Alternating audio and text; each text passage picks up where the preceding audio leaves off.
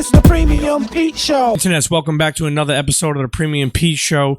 This one is done at a luxurious, beautiful house of the one and only, and I'm going to say it, man, sometimes people use this word too loosely, but a legend, a living legend, you know, definitely a person who has done so much with his life, a rapper, an actor, an entrepreneur, my friend, the one and only Iceberg, motherfucking Ice-T. That's what's up, Pete. Thank you. Welcome to the crib. Listen, you know, this is you had to have a top security clearance to get up in here. You know, this is the honeycomb hideout. We keep it real secure and very like. I don't really invite a lot of people to my house because, you know, this is where I live. Sure. You know, so I look at you as a friend. We built a friendship over years. So, you know, it's better to do it nice. It's a Sunday afternoon, comfortable, you know, and talk it over, you know, and especially I got to give you respect for carrying on with this podcast after the loss of Combat.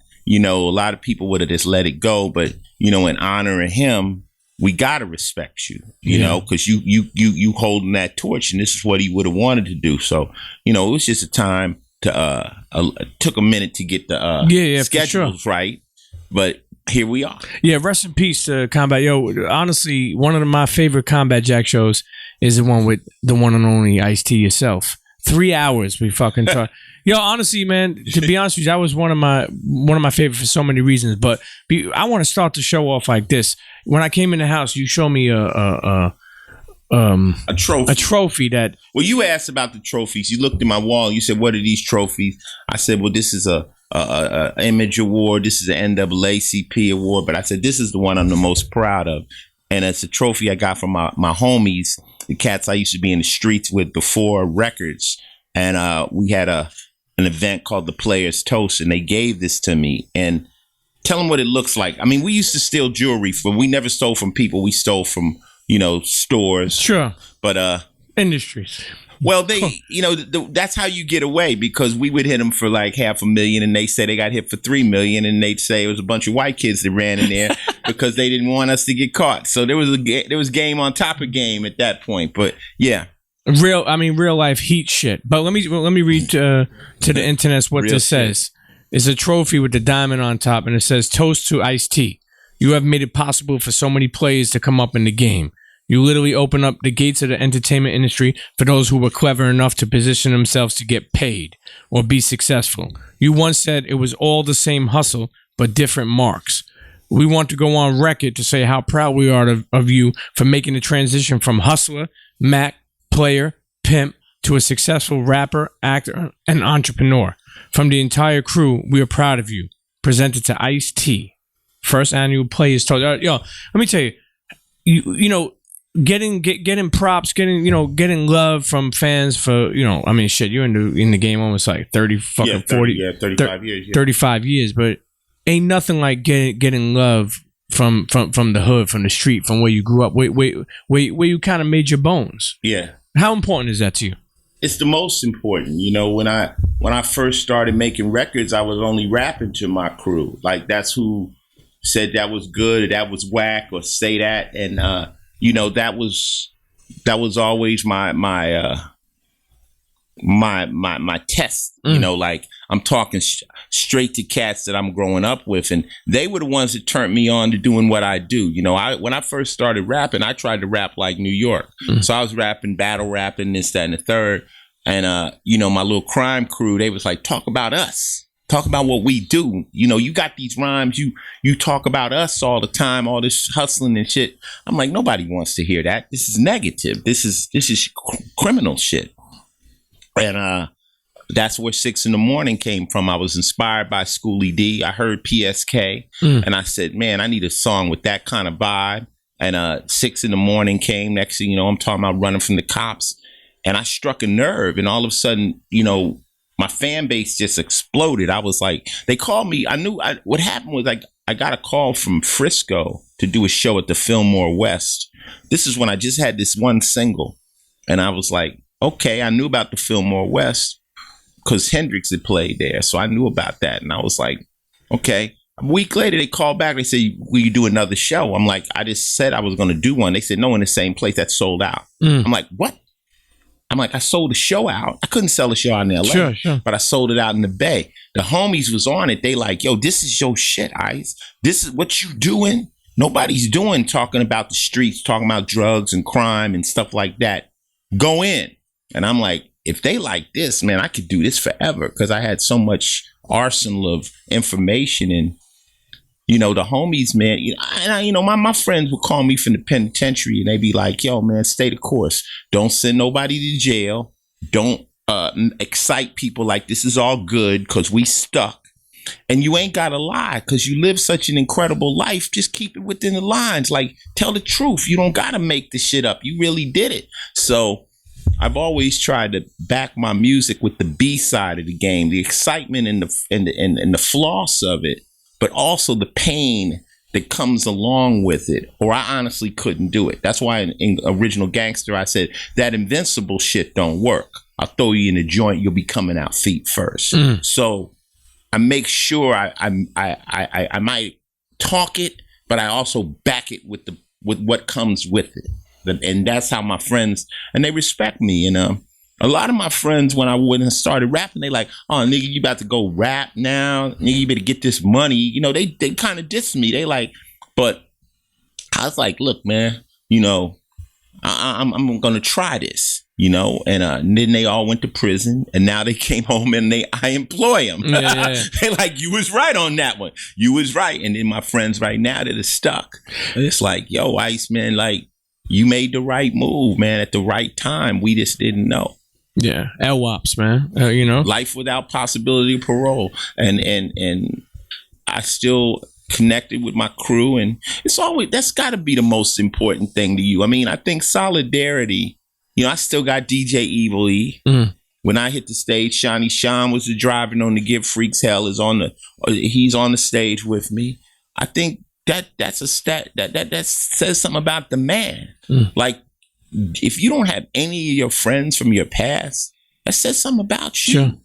You know, I'm not going to say I got all of them. A lot of my friends, you know, cross me like they do. This is how life is. But I got a majority of my guys that was, you know, involved with that stuff, that we were able to remain loyal. And, you know, I love them to death. And you know, I'm telling their stories along with my story. So they're part of it. You know, this game is funny because you can meet somebody later on in life and become better friends with than people you grew up with sometimes. Well, a lot of times the people you grew up with build resentment. If you tend to make a move and all of a sudden, you know, Pete Dot comes out for $100 billion, people feel that you owe them $1 million. Like, for what? For like walking to the store with you one time? Like, I don't really know you. Like I always say, you have associates. And then you have really, really good friends. You're a friend of mine, but then you got really good friends. Sure, like you're really good. I say, my thing is, can you go in the person's house and go in their refrigerator?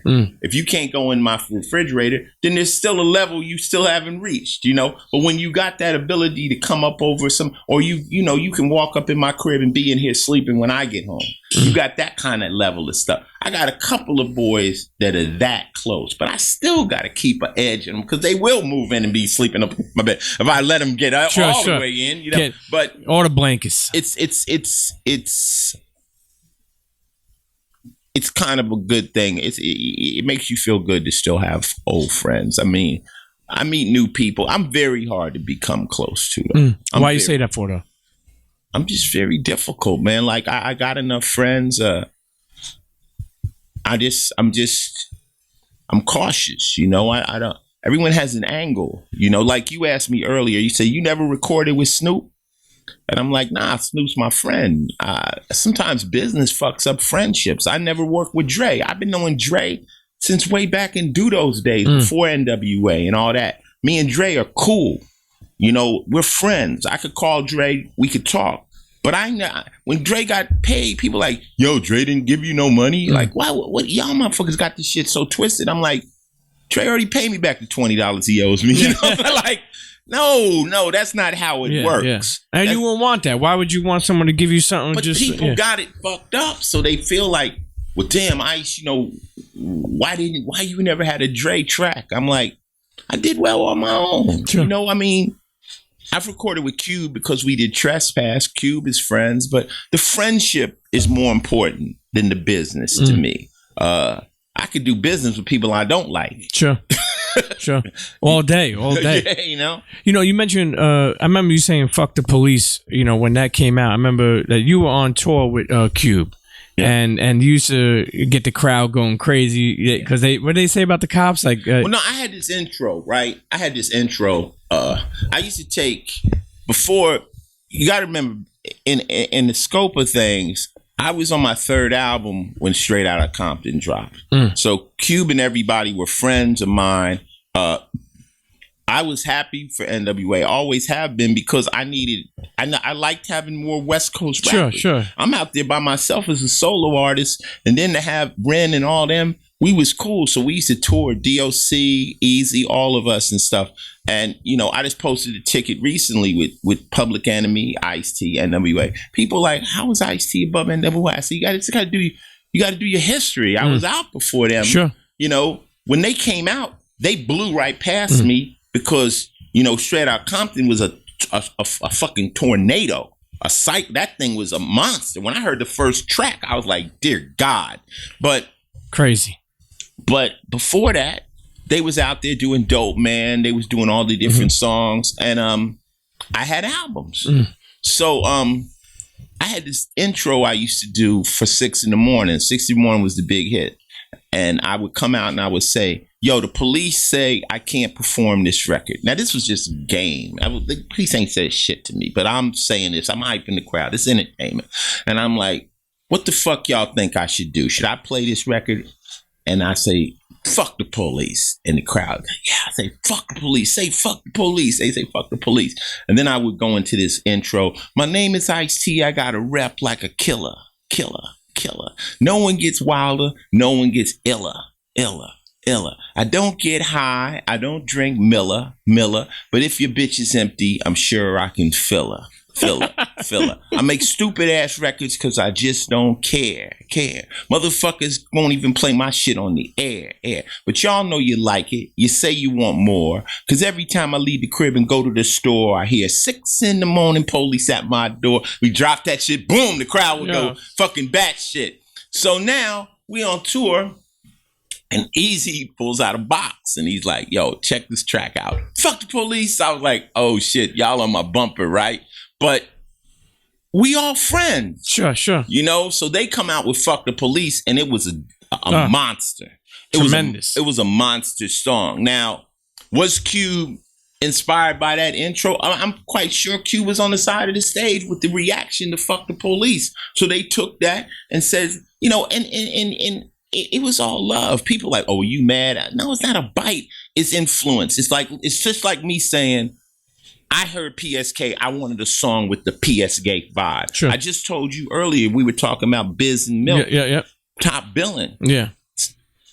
Get Butt Naked and Fuck was inspired by Top Billin'. I heard that beat and I'm like, I need that kind of vibe. And sure. Islam, boom,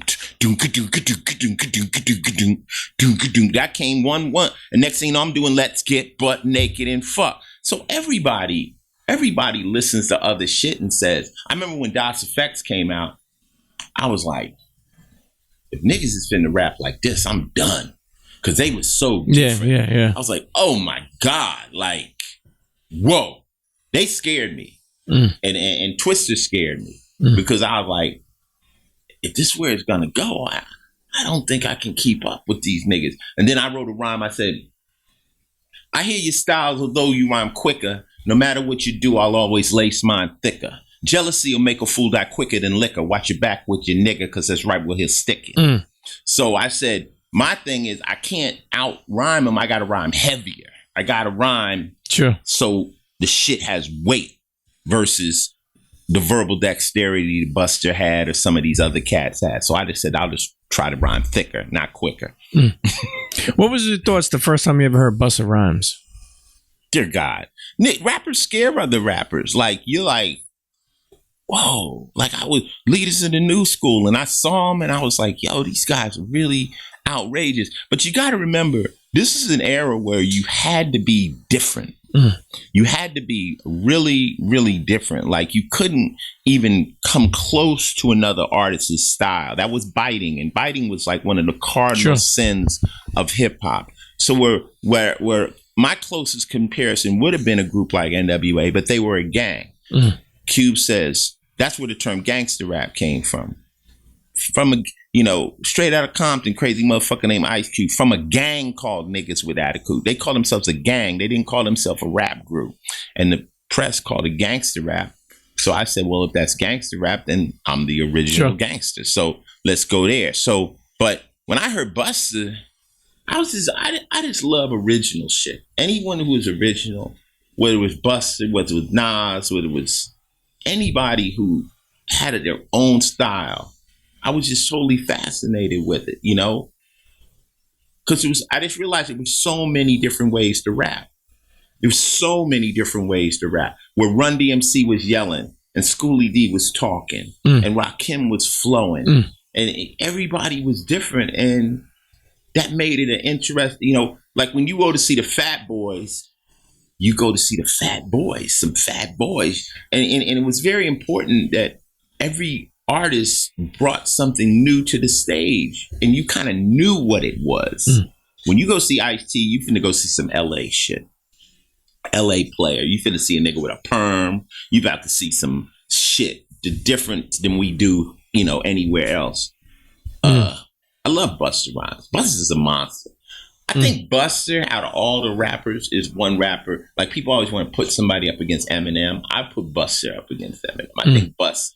You let Bust go in the trenches, get his shit together, and come. I can see that. Yeah, Bust is on that level. Like Tech Nine, certain people are power rappers, and they could do it. You better have your bars up to go against M. Though he's not to be fucked with. When's the first time you met Eminem? I met Eminem. I was a fan of Eminem before Dre signed him. I got the cassette. I had a label. I was doing a label in LA called Coroner Records. I was trying to do MP3 shit before people really knew about it. And somebody brought me the tape. They said, you gotta hear this. And so I heard it, and it was him talking about putting this girl in a trunk and driving off the bridge. And they said, it's a white dude. I'm like, word? He was nasty. So I was starting to let the homies listen, and I let them hear it first. And at the end, I said, it's a white dude. They like, word? Everybody said, word? Next thing I know, I heard Dre signed him. So I was already up on M. Then we went on the Warped Tour. I can't tell you what year it was, but it was myself, Eminem was out there, Black Eyed Peas before Fergie. And, I think because Dre was my friend, M was like a nephew. He was Dre's young new artist. And I remember we were out on that tour, and anybody was there, the white kids used to throw shit at Eminem. Really? Oh yeah. They were really rude to Eminem early in the game. And he'll tell you, and I think they didn't feel like they could. First off, Warped Tour is more of a punk rock tour. The white kids didn't feel like they could throw shit at me because it would be racist. But when he got up there, that's when Wigger and all that shit was out. They was going in on him hard. And, I kind of like respected the fact he just kept knocking it out and he kept doing it. And I'm like, this kid's going to blow up because he was paying his dues. And I never forget, I was talking to M. That's when I first met him on that tour. And I said, well, what do you want out of this? He said, I just want to be around like you and Dre. That's all he wanted was longevity. Well, he fucking did that. But I think the fact that he knew it wasn't going to be an easy task, just being a white kid coming in to rap. And I signed one of the first white kids. I signed Everlast back in the day. He was a member of the Syndicate. So I never been on no racist shit. Whoever got the goods. That's like me having a basketball team and you can slam and hit 3-point shots, but you're a white dude and I'm not going to put you on my team. Are you fucking crazy? I don't give a fuck. Put him in the game. Put shit. He's starting point. Whoever can play the best got to get the, we're trying to get points. So when I'm listening to a rapper, I'm like, yo, you fire. Like, are you from Mars? I don't give a fuck. I had no racial shit. I'm just like, the best man's going to win in this game. And, but he was very humble. Always has been very humble with me. Then I hear he says Reckless was the first rap record he ever heard as a kid. Really? Yeah. So he said it. You probably could Google that shit. He's speaking on it, but he said it in The Art of Rap. In my movie, he said it. But, you know, I'm an Eminem fan. I mean, Eminem is a very toxic cat. He crosses a lot of boundaries. He says a lot of wild shit. But in a war of words, certain words to be off limit, a lot of us didn't understand that. We just feel like if I'm at you, you every kind of punk, pussy, faggot, whatever the fuck. It's just words. It doesn't hold the weight that people now are very sensitive about it. I'm not really trying to diss the gay community or anything. I'm just trying to launch insults at you, you know, and that's just what it is. And so people get on him. They picking all his words apart, saying this, that, and the third. I'm like, you over intellectualizing this shit. He's just going in on a diss track. Come on, stop it, you know. But maybe you shouldn't even be listening to this diss track. This is hip hop shit. This is for people that understand. Now, if Aunt Mabel picks up a Body Count album, she's going to be offended all over the goddamn thing because this is not for her. She doesn't understand half of the shit I'm saying. So I ride with Eminem. I have no reason not to ride with Eminem. You know, a lot of people know you as a West Coast dude, okay? LA dude. But yes, really, you were born in Newark, New Jersey. Yeah, well, I was born in Newark, New Jersey in 1958. I just turned 60 years old. God bless my brother. Yeah. My father was part of the civil rights movement. He was out in the streets with the hoses and all that bullshit in the 50s. My mother was a very fair-skinned black woman. She was from New Orleans. She's Creole. So that's where the light skin and the hazel eyes comes from. My father was this brother's complexion, brown skin. Brother Chris. Yeah. Brother Chris. And they were looked upon as being in an interracial relationship because my mother, back in those days, they say she could pass. That means she could pass as white, had straight hair, you know, from the perms and stuff. But basically, they were under siege from racists and shit like that. So racism was never allowed in my house. My mother died when I was in the 3rd grade. My father passed when I was in the 7th. And I was shipped to Los Angeles to live with his sister, who I had never met. And when I got to LA, I was bused to a white junior high school, Palms in Culver City. And then when I got to 10th grade, I went to Crenshaw High School, which was at that time called Fort Crenshaw, where that's where the gangs were. They had all the different gangs there. At that time, there were what we called back in the day Brims. Bloods were called Brims. Brims were called they were the Crips and the Brims. A Brim refers to you as blood. A Crip refers to you as cuz. So that's where the word blood came from. So the Crips were basically infesting Crenshaw and moved out all the Brims. And I was there right then. This is the ages of Tookie and Barefoot Pookie and all the real legendary gangsters. Raymond Washington. And this is the first generation of gangsters. And I showed up there from L.A. Well, I've been in L.A. I mean, I'm from New Jersey, but I've been in L.A. for 3 years going to junior high. But now I'm hitting this school. And it was a fucking moment. It was like, yo, this is real. But, you know, you're going to figure it out. You know, you're going to figure it out real quick. You know, did like when you were growing up, like obviously you were around in LA, did the gangsters did that shit mesmerize you? Because I remember growing up like and seeing all these mafia guys, and I was like, damn man, like I remember dudes like putting their jackets on and getting them into the Cadillacs, and I was mesmerized by that shit. Like my father was a regular like suit and tie guy, and I was like, damn, it took me years later to really respect my father, right? Because he was the working man is a tough guy, you know what I mean? Like I wasn't really mesmerized. I was just more like dropped into the situation because I'm coming from a white junior high school. So I don't got no real backup. All the kids at Crenshaw were coming from Bethune. They were coming from Horace Mann, these other tough junior high schools. and I'm coming from there. So they're already clicked up. They got 20 friends. I got no friends. So I got to figure it out. I had maybe like 6 of us that came, that didn't catch the bus anymore and went. We were so cold, we created a gang that didn't exist. We called ourselves the EPA. So we created a gang, me, my man, Burnett and Zell. We connect so we could get in there and convince them that we had a backup so we could just survive long enough to really infiltrate the other gangs. So I got a rhyme. Want to hear a rhyme? Yeah, well, come on. This is a rhyme for the EPA. It goes like this. And this is pre-rap. Okay. This is long before rap started. I say, strolling through the city in the middle of the night. No.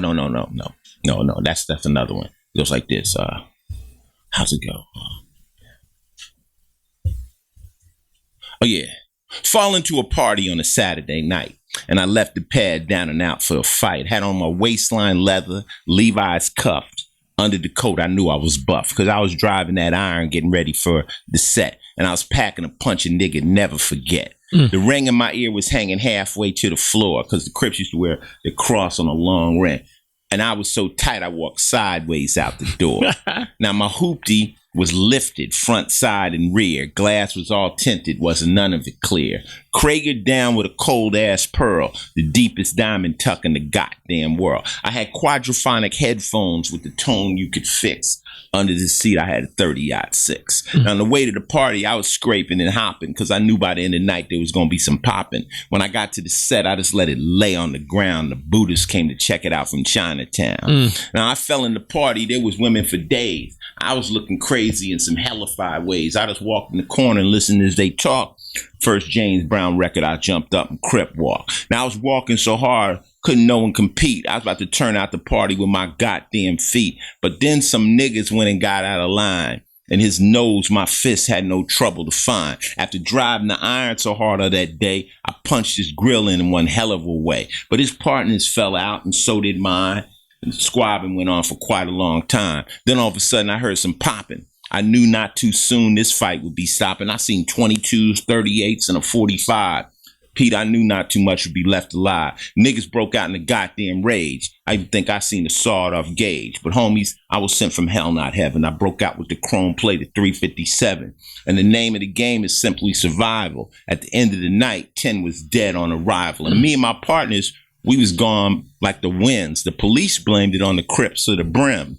But some people knew in the corner in the dark, them crazy niggas reside in Triangle Park. They go by the name of Burnett, Zell, and Trey. And they belong to the association called the EPA. And we were called the Eliminators Pimpin' Association. No. That's what we was. Legendary. I don't even know, Pete. I ain't said that rhyme in 29 years. Like, how the fuck? Yo, how do you remember that shit, though? Don't ask me, cuz. Don't ask me. And, see, that's the shit. I have a lot of those. That's what my friends were saying. Put them on record. You follow me? And that's when they say, do that shit you do. But I'm trying to rhyme like Run DMC and all that shit. They like, nigga, talk that shit. And isn't that where like they said where you got Ice-T from? Because obviously Iceberg Slim was a big influence. But then they were like, yo, talk that Ice stuff, T. Yeah. Yeah, Iceberg Slim was a book that the cool kids in my school would carry around in their back pocket. If you ever seen one of these novels by Donald Goins or Iceberg Slim, they fit perfectly in the back of a 501 jean pocket. They fit just enough that you can just see the top. It says Iceberg Slim on it. So I'm looking at all these players with these books. I'm like, man, I need some of that good game, man. What is that book? So I cracked the book and I was just sunk. I just went in. Like, I was like, yo, this is the coolest shit in the world. So I learned how to quote Iceberg Slim. I can quote here's Iceberg Slim. He says, I need a 3-way winch that'll play Jasper and a stench and take him around the horn. No Gene or John, this hoe couldn't con, cause that trick was never born.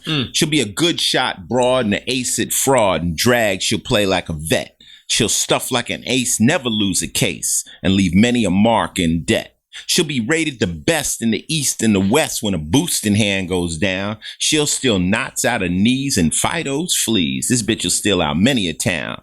Now, Pete, I heard hoes cry about the wind being high and the law being on their tail, about snow and sleet being asshole deep and the tricks can go to hell. And some greasy spoon or juke saloon, you'll find them killing their time, crying hard luck tears and sucking up beers, and the pimps ain't getting a dime, turning $half tricks just to get a fix, because their pussies doing the pimping. They're just ruining the name of one hell of a game because their pimps is doing the simping. Now, I'm 16, Pete, saying this to 16-year-old girls. They like, this nigga's fly. Yeah. Like, who is this fly ass motherfucker? So now I'm like, everybody's like, say some more of that iceberg shit, T, because my name's Tracy. Mm-hmm. When I'm in the gangster shit, I'm called Trey, Crazy Trey. Mm. That's why I said Burnett, Zell, and Trey. I wouldn't let people call me Tracy because that was a girl's name. Where I grew up, that was a bitch name. But people try to call you that when you were young? Well, no. When you tell a cat in the hood, you know, yeah, my name's Tracy, there's always a dude like him just mumble some, yeah, that's a bitch name. Like, you know, you got to go in. Like, I just met you niggas. Like, really? Like, right now? I'm going to start an altercations like I'm on Basketball Wives. Like, I just met you, and now we in a fight. So we just broke it down to Trey, just to remove the conflict.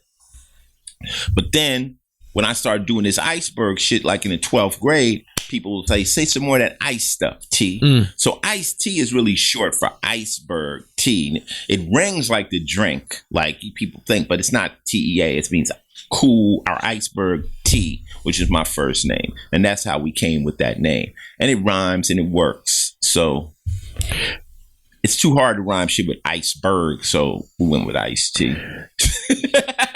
Yo, you know what's crazy is you talk about being influenced by, you know, Iceberg Slim and the Pimp and the shit. Like, I remember you telling me a story one time of you being at a beauty parlor.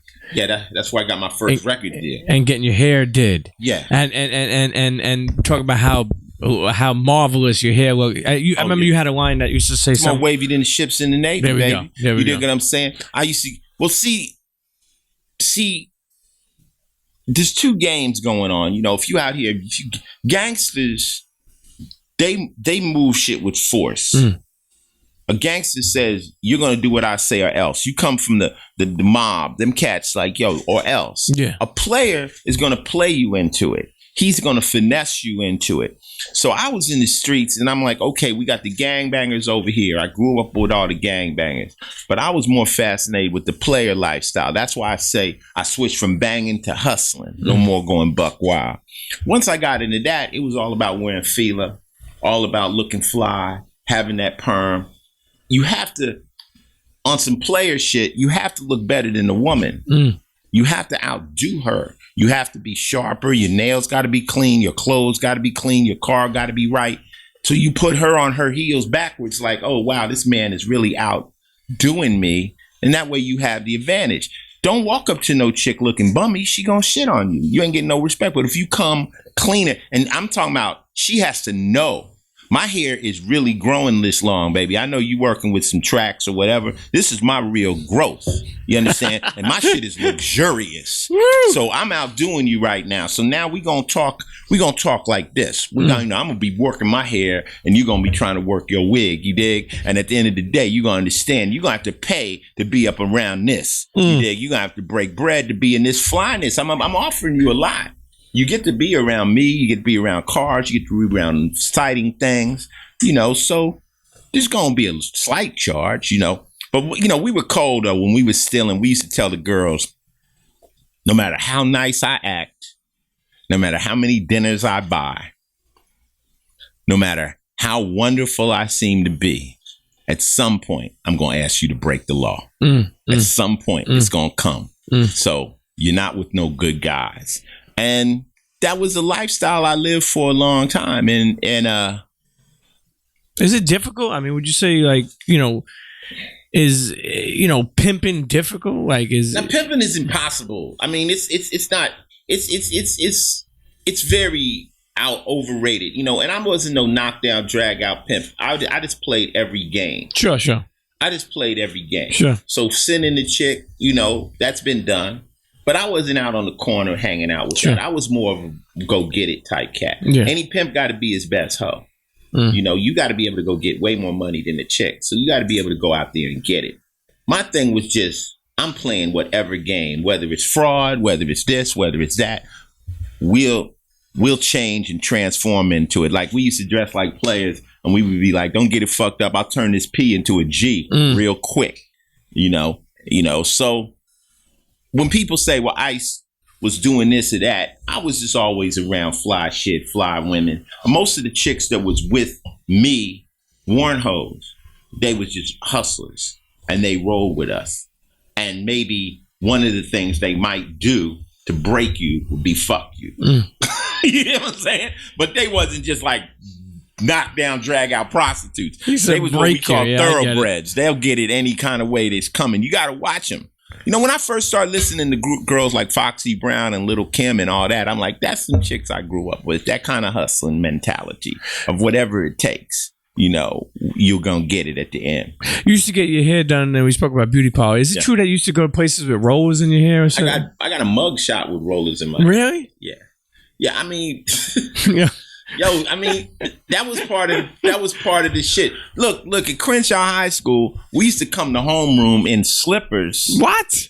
Yeah, like, the corduroy house shoes and rollers. And I wouldn't take out my curlers till nutrition. This is some old West Coast shit. You seen Big Worm and that was just part of our look. It was fashionable to be like ready to look good. Like I got my curlers in. I haven't combed my curls out. I'm just waiting later on. I'm gonna knock them out. I might let the girls comb them out. Yeah. But that's just growing up in that lifestyle. Having a good time, man.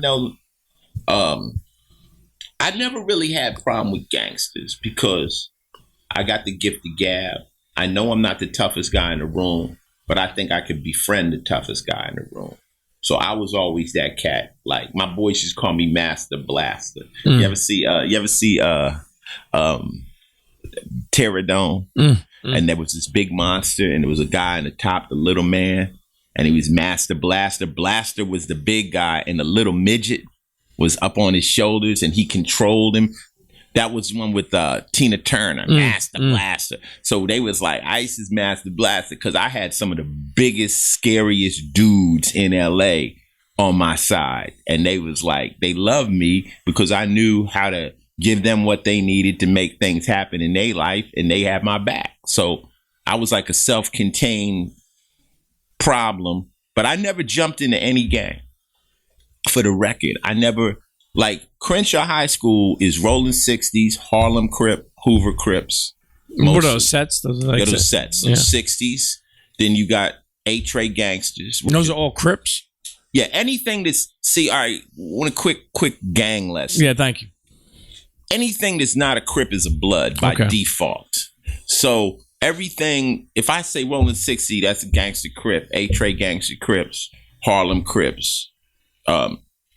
Those are all Crips. So every one of those gangs, Imperial, PJ Watts, those are Crips. Jordan Downs, Crips. Those are all Crips. Anything that's not a Crip is a Blood, but they're not all connected. So Athens Park Boys is a self-contained gang, but they're brims. Mob Pyrus, those are Bloods, but they're brims. Inglewood Family, those are Bloods, right? Bloodstone Villains out in the Pueblos. These are all the jungles, but they're not all connected. They're all just different gangs. So if I'm... Was that the...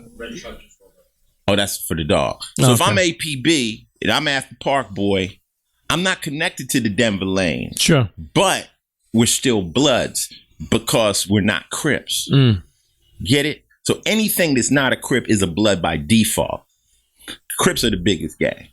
But why do you say that? Why do you say that? Because they are. No, I'm saying I don't know that. I'm saying why. I'm just saying because they are. Yeah. They're just the most, they have the most people. But then you've got the Mexican gangs who might even outnumber them, where you got the 18th Street, possibly could be the biggest gang in LA. You got 18th Street, now you've got MS-13s, you got Sawtels, you got Harpies, you got White Fence, you got all these different lots of Mexicans out there, you know. So my thing was coming out of LA, it was stupid for me to say, okay, all my real close homies is 60s. Mm-hmm. If I claim 60s, I immediately make the 8 trades my enemy. I immediately make Hoovers my enemy. Why do it? If I'm not really jumped into the set. So I just claim the West Coast. I'm going for diplomatic immunity. I'm repping the coast. So I would wear red in some, black in some, blue. People like, okay. And no one really even spoke about their gang affiliations till after the truce in 92 anyway, because it was too dangerous. No one was really coming out. You look for some pre-92 pictures of anybody. Nobody was coming out wearing colors because it was too dangerous to come to see you at your show. And that's when niggas was on site. That was when LA was on site. Like if I seen another gang, they would just take it off. Yeah. Once the truce came in, they said, look, we all gangs, but let's stop all the set tripping. Like all this unnecessary set tripping. So there's still beef, but it's not as it's all for no reason, but it's just not. It's like I've been to House of Blues where I've seen 20 sets in there at one time, and I'm like, whoa, I can pick out different cats because I know shot callers from all the different sets, and they love Ice-T because I rep the West. Sure. You know, sometimes, you know, when I was away, this is the only thing I don't really admire about, like, say, Bloods or Crips gangs. When I was away, there's a lot of young kids that were, you know, claiming Blood or claiming Crip, but, like, nobody was there for them. Like, meaning, like, they were doing their thing in the street, and they ain't got no money in their commissary. Nobody was coming to visit them, and I felt like, why rep for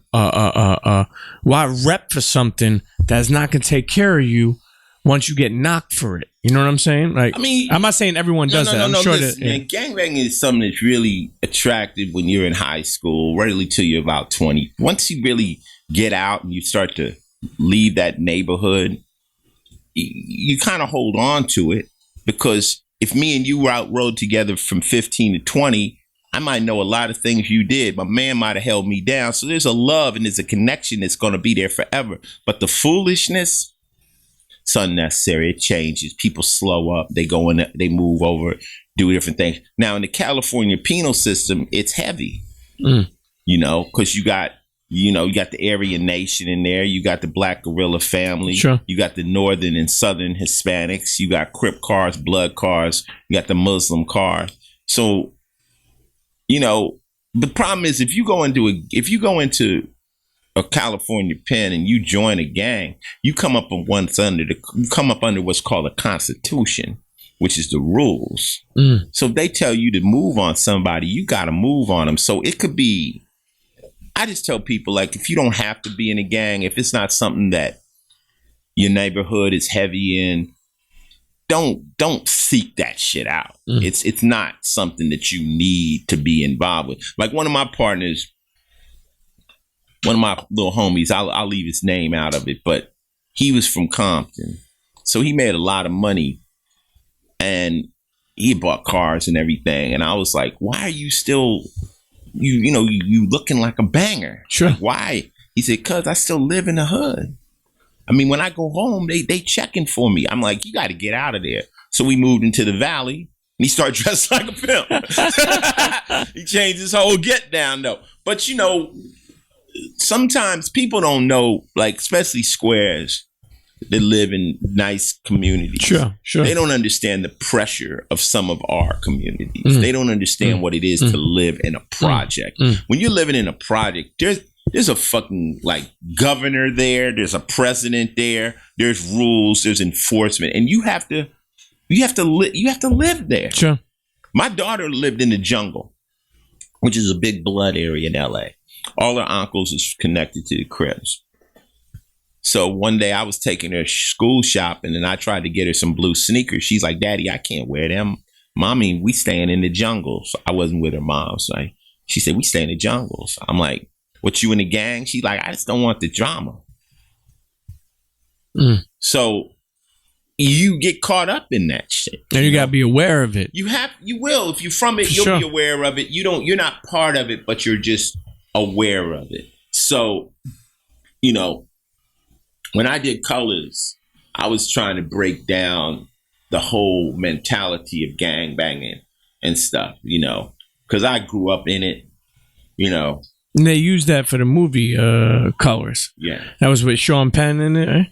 Yeah, well, they wanted to use my song Squeeze the Trigger for Colors. And I said, can I see the movie? You know, I just really just wanted to see the movie. I had a little leverage. So I seen it. And I was like, they had a song called Colors at the end with Rick James singing, look at all these colors. I'm like, that shit's whack.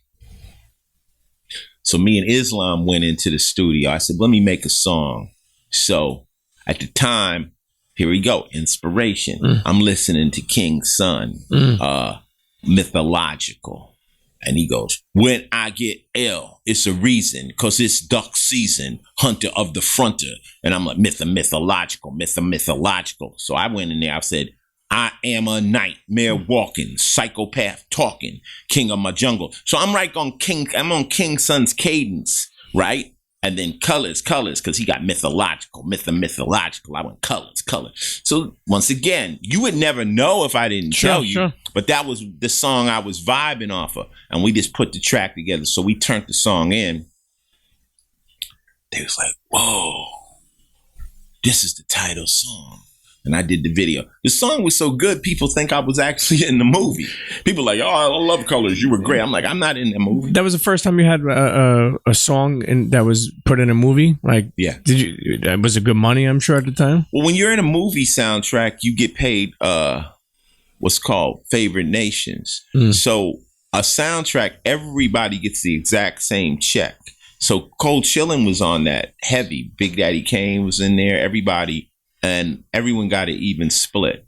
So if you can get on a soundtrack, even if you got a horrible song, you go for the ride. If that album went platinum, so everybody ate. It was decent. You know. I was just happy to be involved. Who that now? He's leaving. Oh, he's leaving. Okay. Yeah, I got senses. Yeah. Hey, listen. You know what? Speaking of that, was there ever a time that you ever like feared for your life? Oh yeah, for years and years of my life, I was nervous. You know, when I was in the streets, of course. I mean, I was carrying guns, and you know, I got around where I carried a gun so long, I got a bruise in my leg. Better that than dead. You know, like I know the life where you come into places and put your back to the wall, and because what happens is when you active, people are telling you they're gonna kill you. When you're active, they like when we see you, Pete, it's on. You have that threat. People are after you, so you have to actually be on point. Like if I would go into a club and they were searching, I couldn't go in the club. I just can't. I can't be unarmed. I can't give you. We call it giving you my back. I can't give you my back. And I never had security guards. I never trusted anybody with my life. I've never had a bodyguard in my life. I can't trust you. No, I can't trust you with my life. I would prefer to eliminate the threat. Do you fly private? No. And airports, I'm sure everybody wants to take a picture. Watch how I'm eliminate the threat. I don't wear jewelry. I don't have beef. So I'm eliminating the threat. There's nothing to steal. You want to rob my house? What you want? The TV set? You want my money? It's in the bank. There's nothing to steal. What? So you can take the cars. They're insured.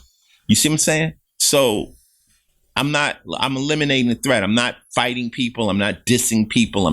I don't have a reason for anybody to run up on me. And then I'm 6 foot, 210. I can get it in. I'm not afraid of anybody. I'm as big as anybody I'm going to fight, you know? So I don't have a fear.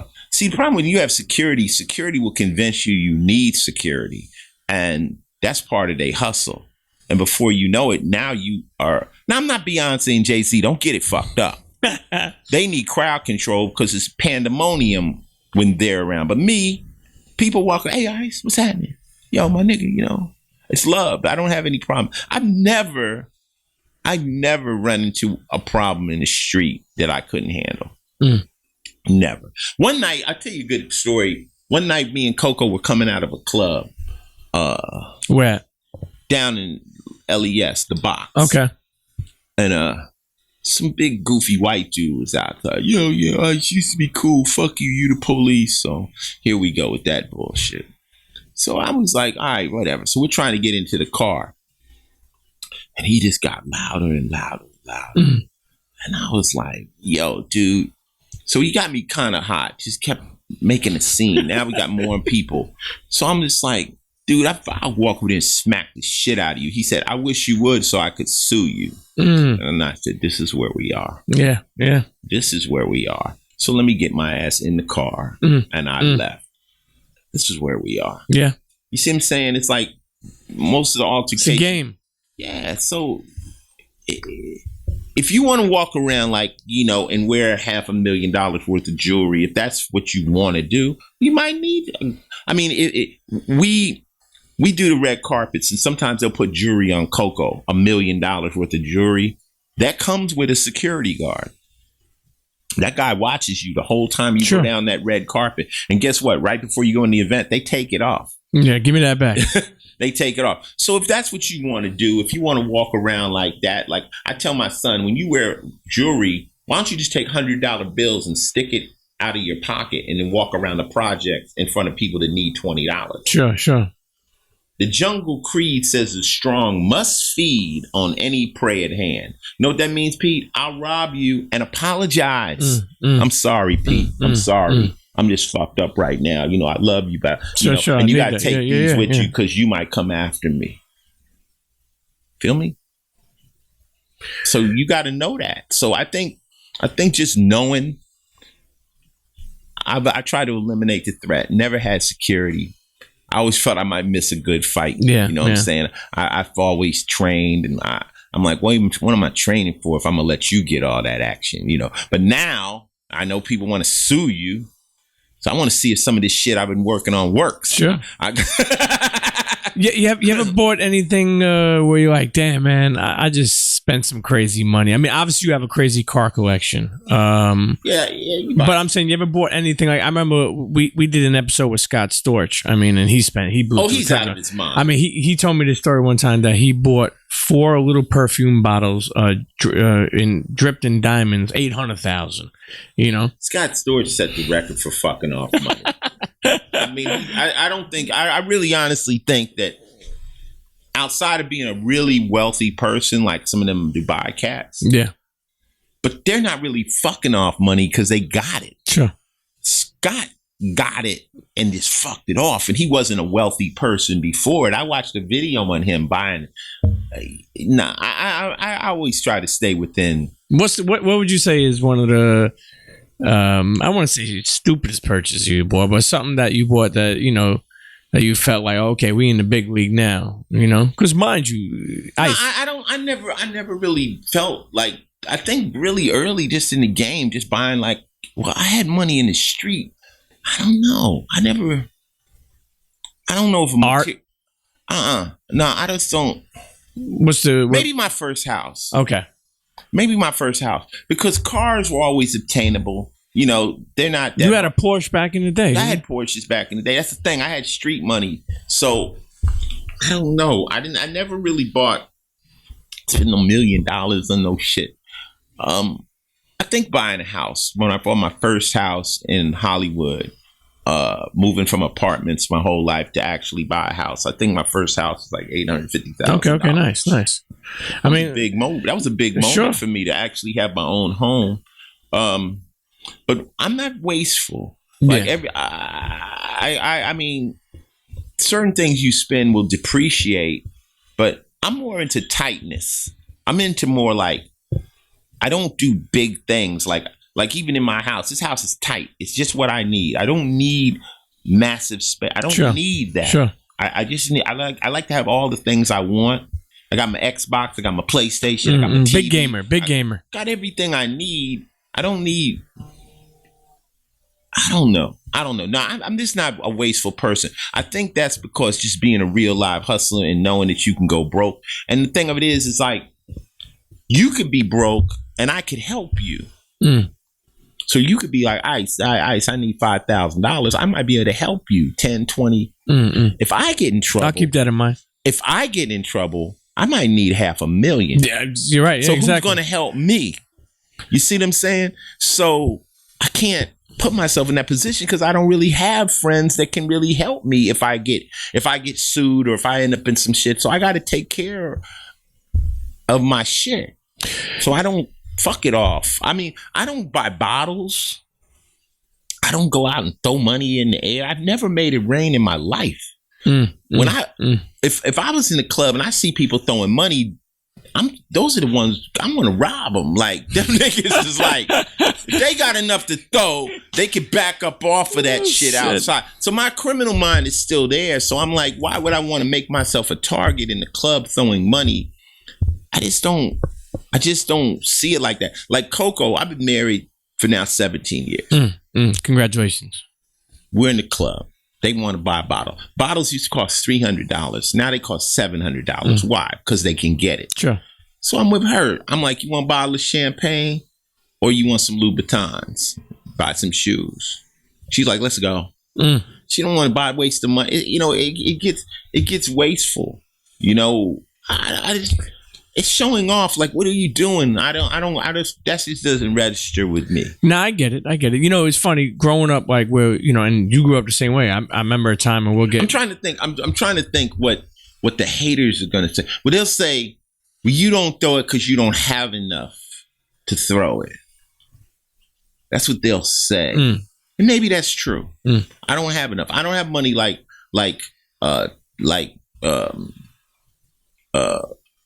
Floyd Mayweather or Jay-Z, I don't know. I mean, maybe if I hit a lick for $1 billion, I might throw $100. I mean, I don't know. But with the 20. And also, let me say this. When you got a lot of friends that ain't doing well, right?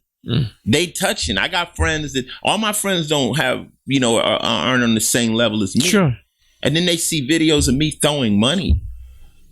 That's disrespectful. Like, they're like, yo, Ice, I'm fucked up right now. You out here.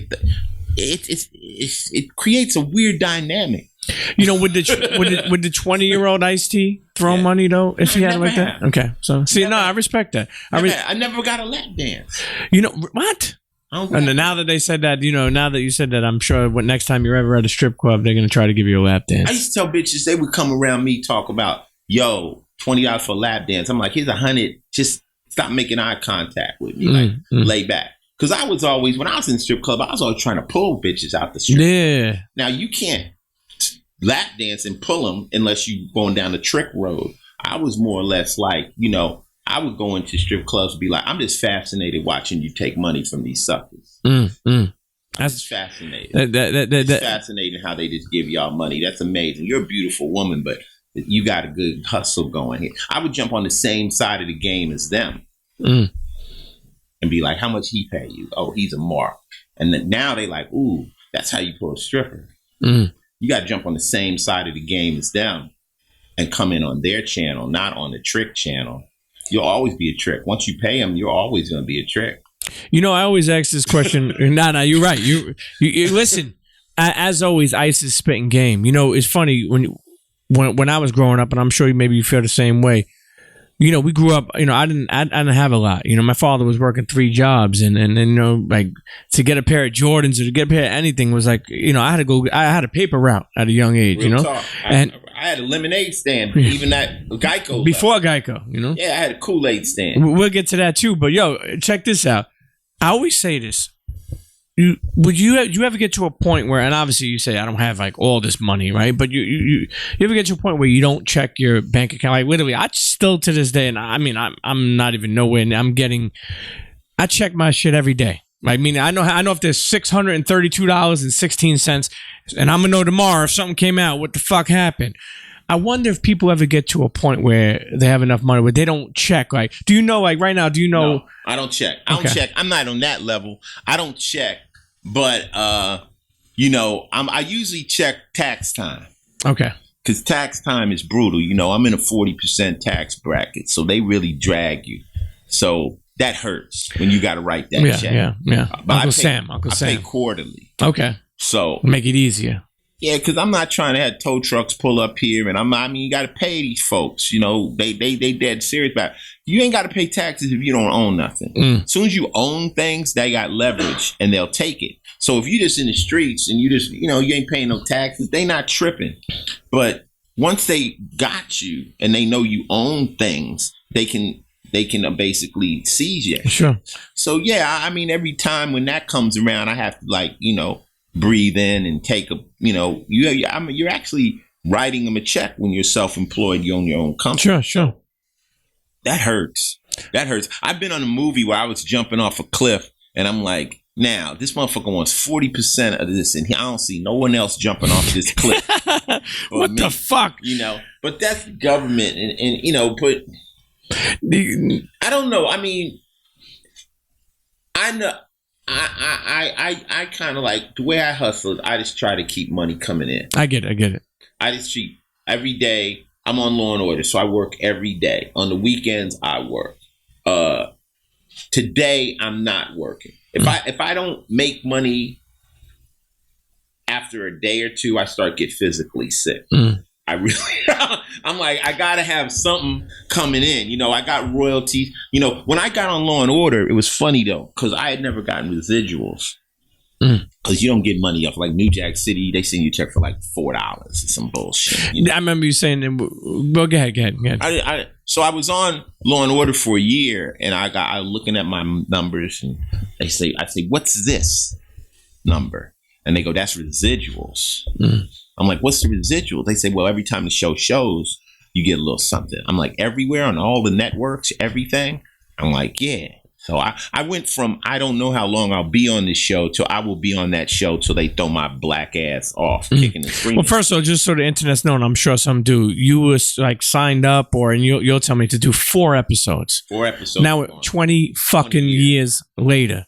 20 years. You never left. Why? Because not only you doing the show, you're making residuals. It's on USA. It's doing this. It's like putting money in the bank. This thing will pay for my daughter. When my daughter, when I'm long gone, MASH is still on the air. These shows keep showing it. It'll be a check. So it's the closest thing you could do to getting a royalty from a record. So I'm in it. I mean, I'm black. I don't jump off a boat while it's still floating. And then all my friends that are doing other things, they're calling me up. Yo, I'm stuck. This, that, and the third. So I got like almost like a solid job for 20 years. It's amazing. It's not like it's something that you got to think about. That shit is amazing. Well, that's how I feel. Like I'm looking at a lot of the young cats and they all popping off this and spinning bottles. I'm just like, yo, I've been balling since you niggas was crawling. Like y'all are just new. Like, you 30 years old. I've been getting a check for 40 solid. Yeah. Like every day. So you trying to count my paper, you really, it's a waste of time. My thing is that the TV show came just at the right time career-wise for me because rap music was making a huge turn in a different direction that I'm not really comfortable with. So my style of rap kind of went out. New style of rap came in and I jumped on another vehicle. Yeah. It's crazy, man. You know what? Let's take a quick break. Sitting here, there's so much, like, it's funny. You think about the movies and the rap game and more importantly, too, Ice, just your knowledge. Like, meaning, like, motherfuckers spitting wisdom all the time. And if some people get it, some people don't. You know what it is, Pete? My thing is, like, I'm trying to tell you the best stuff I've learned so that you can have a great life. Yeah. I'm telling you from somebody who has made mistakes, but you only take advice from people you admire. So sure. If there's nothing about me that you admire, then stop listening to the podcast. It's like I'm not somebody that you should learn from. There's someone else maybe that you might admire more. Maybe they got more money. Maybe they've done greater things. But I think coming from zero, orphan, coming out of LA, to doing what I'm doing, I think I've been relatively successful. I would say more than that. And we got a plane flying by in the crib. Internets, listen, let's take a quick break. Sitting here with the one and only, the legendary, the iconic, my friend, Ice-T. CHEA. Be right back. Internets, and we're back. Sitting here with my guy, Ice-T. Iceberg in the motherfucking building. Premium Pete let me tell up you, in this bitch. Let me tell you real, something. For real. Oh, we at Ice's house for those who chilling. Yeah. So listen, New Jack City, one of my favorite movies. Yes, sir. Okay. And I remember you saying, like, it's funny because I remember, you saying that I think like you could, for that gig you got like 25 grand or something like that. 23,000. 23,000. How the fuck did New Jack City happen? Like, how did that come about? Doug McHenry and George Jackson, rest in peace, was making a movie, and they were trying to do the urban Scarface, and Mario Van Peebles was directing it.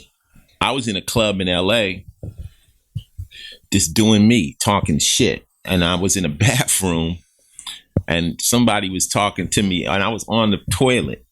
And they was like, yo, I used this, that, and the other. They at you, my man. They at you. I'm like, look, man, listen.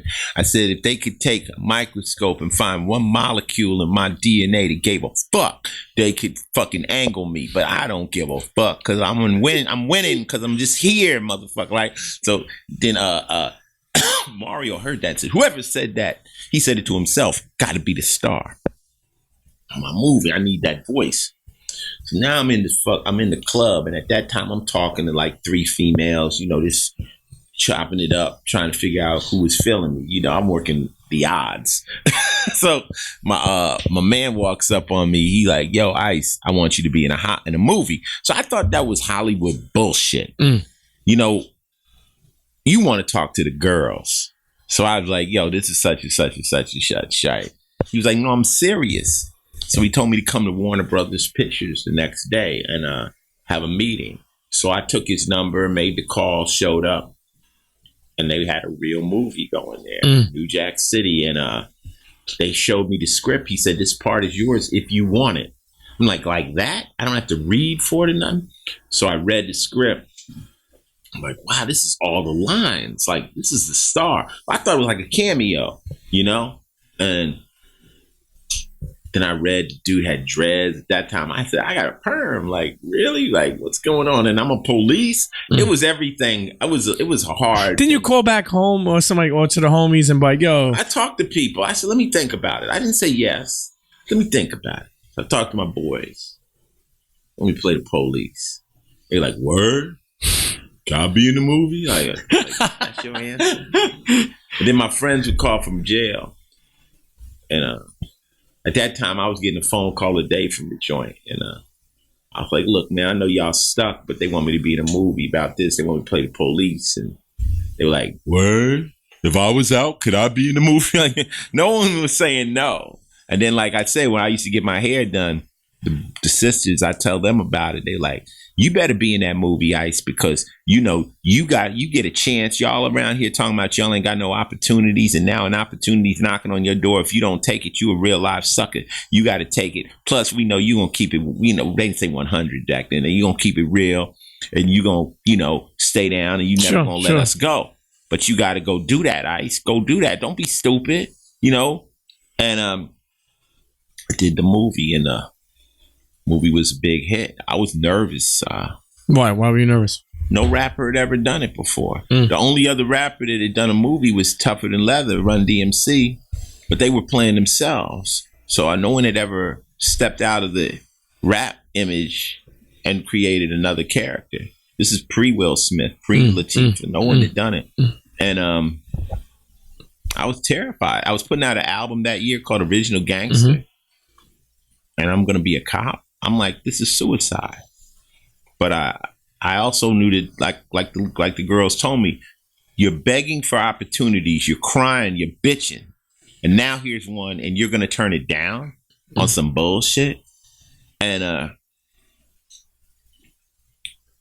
was like, you know what, I gotta take this shot. So I did it. I never forget, I went to the movies and I sat in the back. By yourself? Yeah. And I heard somebody. Them brothers was in there. And the first scene came on, they go, look at Ice in that big ass hat. That nigga, look at the fuck's that nigga's hat. I had the big dreadlock. Yeah. About 15 minutes into the movie, they was like, Scotty. They was calling me Scotty. I was like, word. Like, I'm pulling this shit off. And that was it. That was my introduction to film. right after that, I get a call to do another film. They asked me would I do Surviving the Game, then Trespass, and Johnny Mnemonic. They just started to come. And would you get yourself like an agent? Did you know what you were doing? Nah, they would get calling directly to my manager. I'd never had an agent. They would call directly to my manager. But the reason why I say that for is because how do you know like what to charge and shit? Or they were just telling you what they were paying?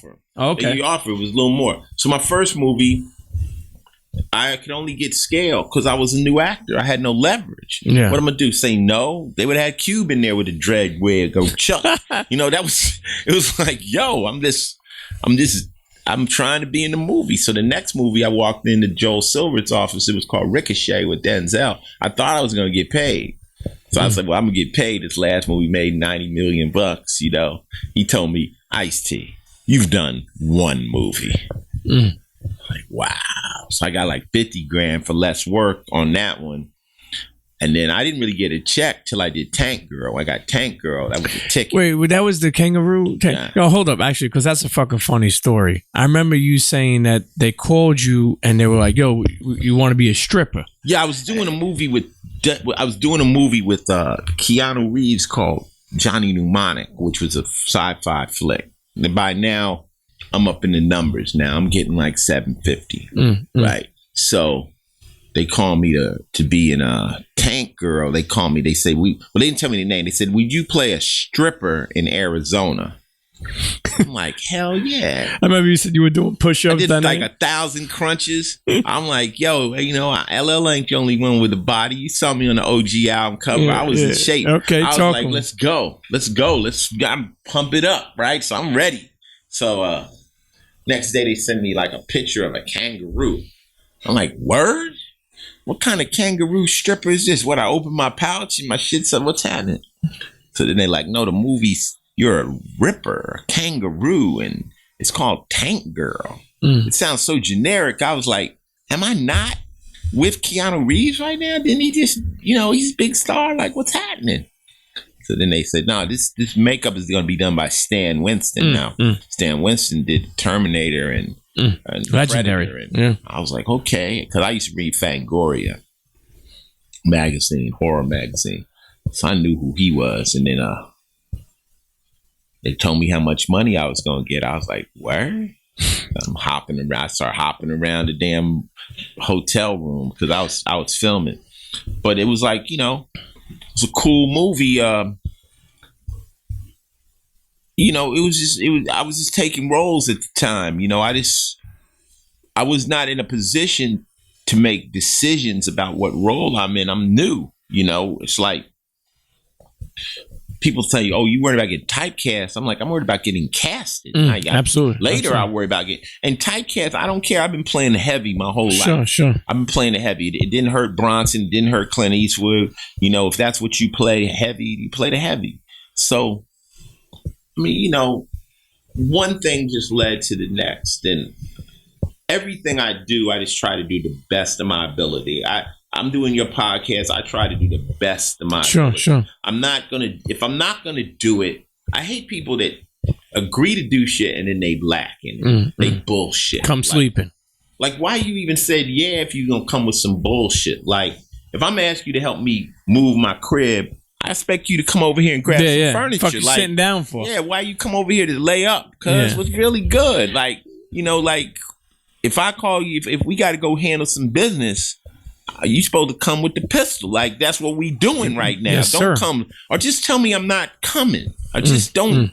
So I'm like, I just try my best, and I just look at every opportunity leads to the next opportunity. Your work ethic, how people respect you.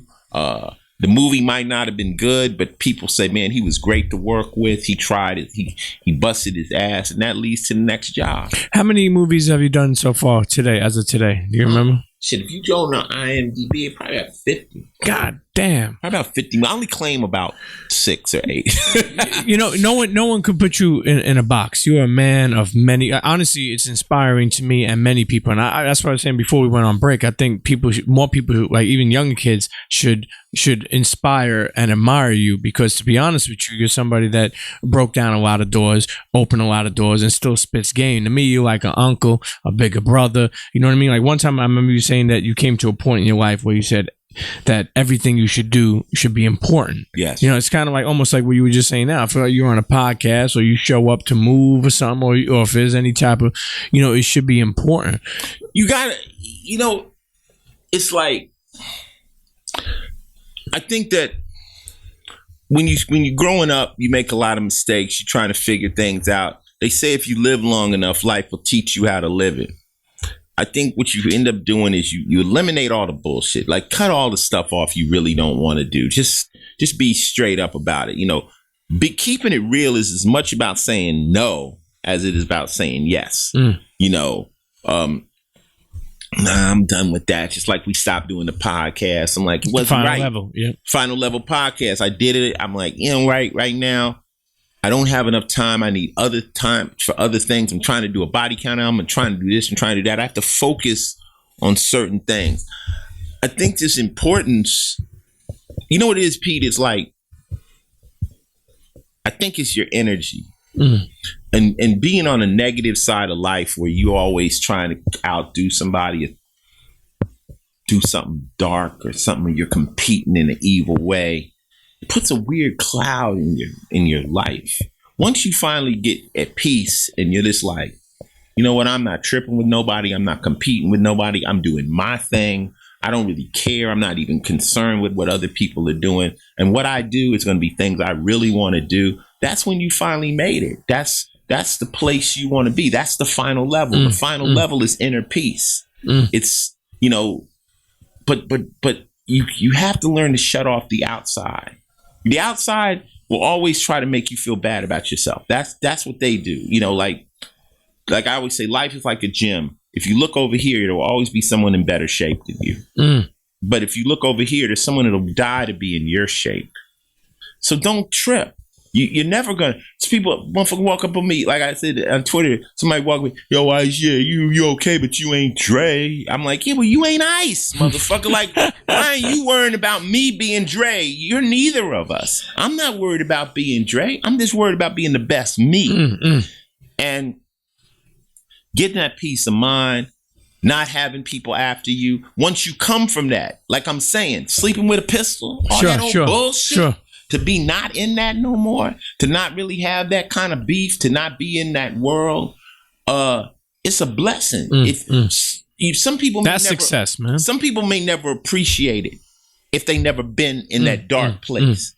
You know, you never slept in a trap house. If you never been there, then maybe you have no reference point to how fucked up it could be.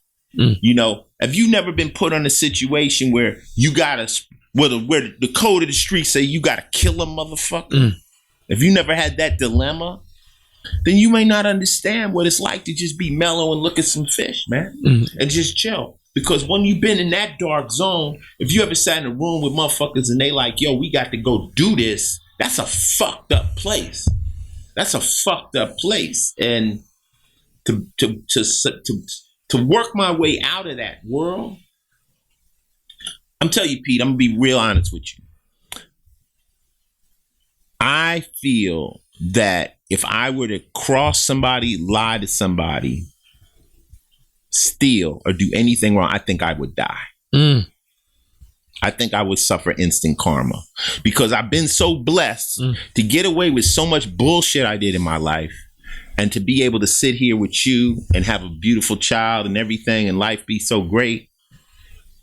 If I were to cross back, I think it would happen. That's how serious I am about it. And I'm not a religious person. I just believe that you get a pass. You got a pass. We all got a pass. Yeah. So go fuck around and see what happens. You know, more gems. Yo, did you always like your voice? I don't think anybody really likes their voice. I think one time somebody said when I did You Played Yourself, somebody said, that's your voice. This is it. Dope from the Fly Kid. The Ice Mic is back. That, because I used to yell like LL. I would yell and do different shit. But I changed my voice in my records because I don't like listening to somebody's album. They sound the same on every record. So it depends on what the thing is. But my voice is really way lower than what I'm using right now. If I really relax my voice is way down here. Hit him with a higher. It's like some very I have like a what is it, Barry White? Yeah, 98.7. Yeah, I could do that. I could Ice T's on the Quiet Storm. My name is Ice T. On my head. Yeah. And so what I have to do is I have to push a lot of air, and that low frequency came from yelling. Like when you do metal and all that, you rip out all your highs. I used to sing like the Delphonics. Now it's just low shit. But now I'm cool with my voice now. I don't think anyone likes their voice when they hear it recorded. Sure. Well, your voice has been legendary. I mean, one of the hardest things I remember you telling me that you ever done, and it's weird that like this is one of them, is an audiobook. Dungeons and Dragons. Some bullshit. You know, you said it was the hardest, one of the hardest things you ever done. Well, I don't know if we got any Dungeons and Dragons fans that listen to Premium Pete, but when you read those books, you read them in your head. You don't really say the words. Now, I got a thing from this audiobook gig. I forget the name of what's the name of the people that do the audiobooks? Audible. There we go. Thank you, Benson. So Audible plug. They say we like Ice to read this book. So I get a call from my man. He said, Ice, got a gig for you. Blah. This is the bag. It's 4 hours of work. Now, that's how my manager talks. This is how much it is. Blah. You with I like that. Yeah, break it down. Simple as that. I'm like, oh yeah, that's easy money. Let's go get it. So I go over there. I'm like, I don't know what kind of book it is. And they got this shit. And this dude's name is Dersh Der Odin. And there's Pegasuses and Pegasi. And there's talking swords. And it's wow. So I have all these words I have to learn how to say because they're not real words. They're made up in the imaginary world of this shit. And every time I would get to a word, I had to listen to the phonetic and I forget it. It took 4 days. No. 3 days. Because one day, at the fourth day, I ended up finishing it. I thought it was going to take 4 days, but it took 3 to do this damn book. 4 hours of work. It was hard. And it was funny. The people at Audibles, they said, every time you got up to go to the bathroom, we thought you were gone.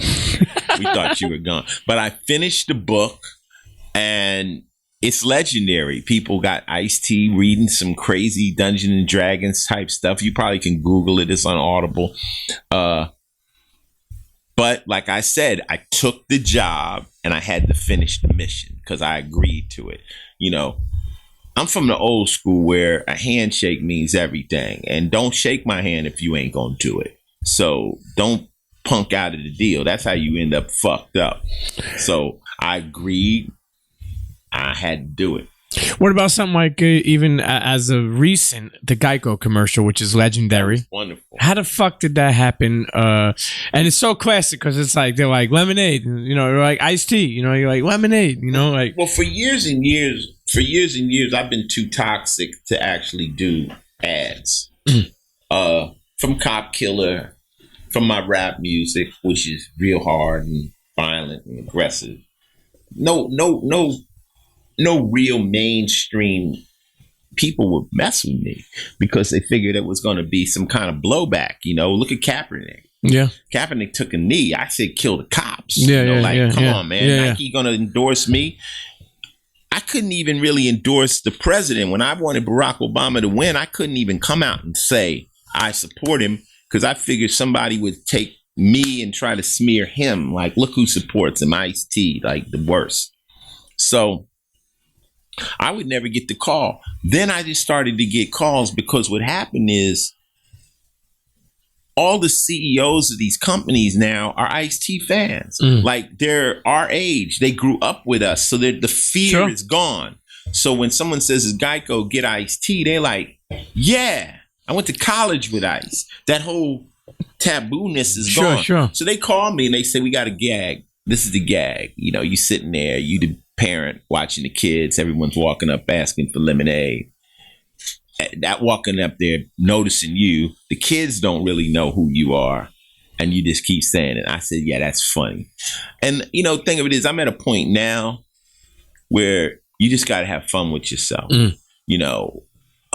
Probably early in my career, I wanted to be taken seriously. So, it's Ice-T. It would have been too funny, to do it early. But now I'm at a point where I'm like, you know what? Let's just have fun with this shit. And it turned out to be Geico's highest rated commercial. Everyone really? Loves it. Yes. So is there more stuff on deck then? Well, what happened is I just did RX bars. They got at me. I did something for Michael's, the craft store. Craft store. Yeah. Yeah. So all these mainstream companies, once the Geico commercial went and there was no blowback, green light. Yeah, sure. It's just like New Jack City. Green just light. Like, it's small money in the beginning, but it's almost like it's so funny because, and this is for anybody who's a hustler. Ice, honestly, man, your contributions, even the things you spoke about are forever, not only helpful for me, for people worldwide. Mm-hmm. I was a hustler. I remember, selling drugs. You sold drugs, right? You think about it. You said something one time that you you didn't really make a lot of money. I wasn't in the rap a good career. drug dealer. I told you my drug dealing story. No, it's horrible. No, I know that, but before we get in, I want to make this point. Yeah, you used to say, I made more money hustling, in one night than I made in my whole rap career at a young age. Mm-hmm. You know what I mean? So I get it, and you know why it's funny? Because I try to tell this to people who come home. You got to have patience, right? Like you said something one time. Hold on, you said. Hold on, I got to get to this because you said that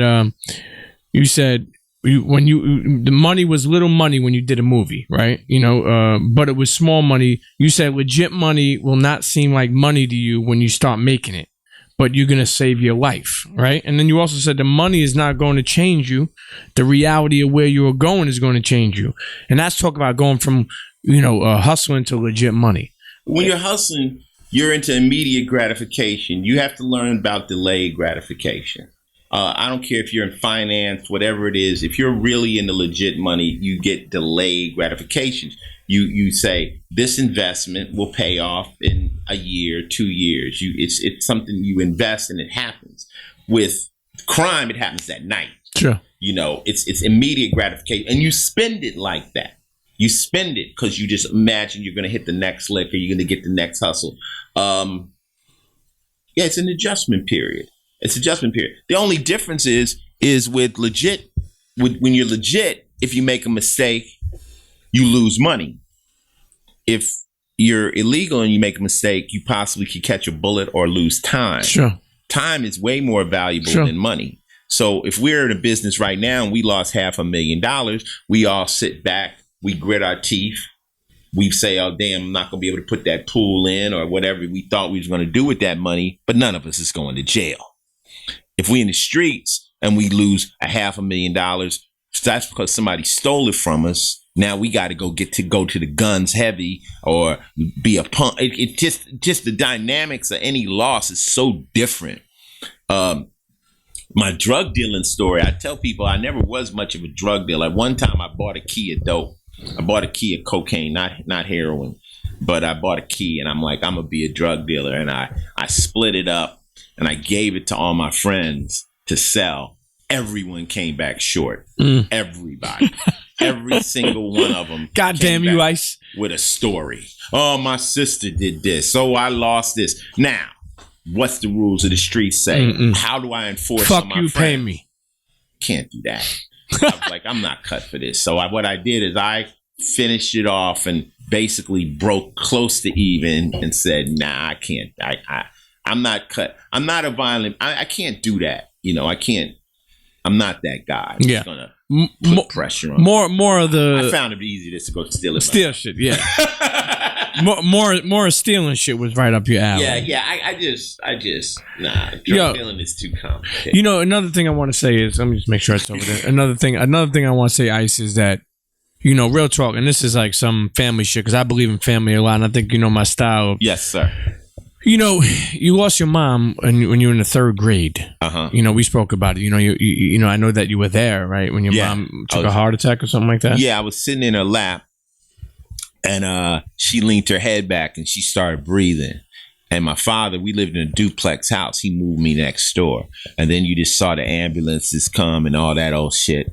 And then like about 3 hours later, they came and they told me. And I can remember vividly, like I didn't really cry. I was like, what's going to happen to me? Sure. I was more suspended in what is now going to happen to me. It wasn't that I didn't love my mother. I was just in shock. It was weird. You're not saying then years later, you know, in the 7th grade, right? My father died. How did your father pass away? Same thing. Did you have a relationship with him? Yeah, me and my dad was living together, you know, when my mom's passed, and, you know, that was my dude. And,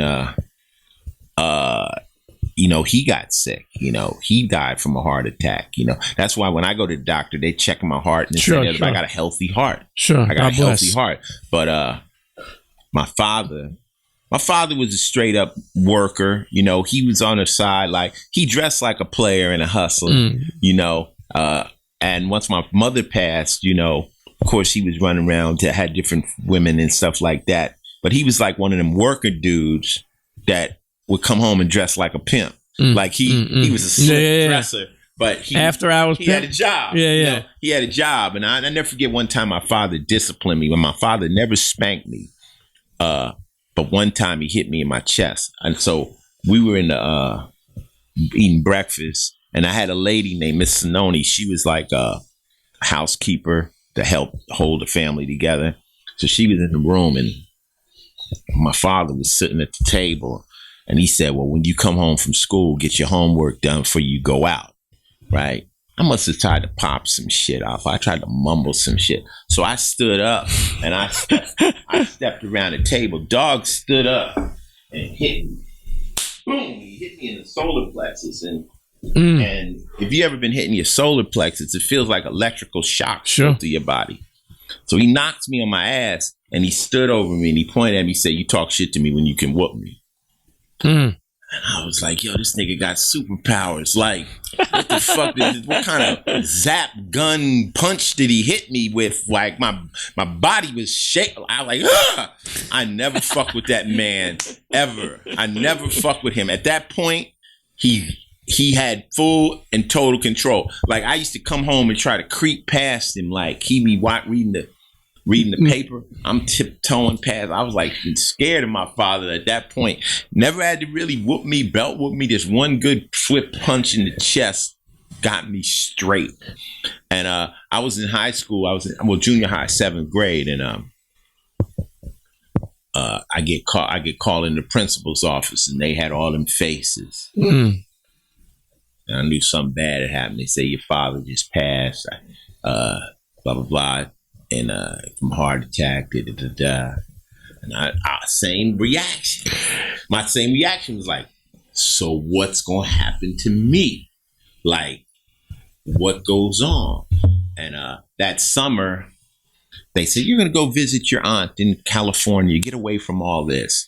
And so they sent me, and then they just sent all my clothes. And I was like, oh wow. So I got transplanted. I remember she was like, "Yo, like, you know, we didn't ask for you to be here." I know she was a little bit fucked up. You know, she was your aunt. Like, that was kind of fucked up. How she was like, "Yo, we're just doing it because we got you. We got it." And you know, was no love there. That's why I say I sent me out west to live with my aunt. I guess they thought that was the best, but there was no love there. And grown with no moms, I guess I was prepared to live in a vacuum, the bedroom, the kitchen, the hall, the bathroom, you know. So that was my little zone.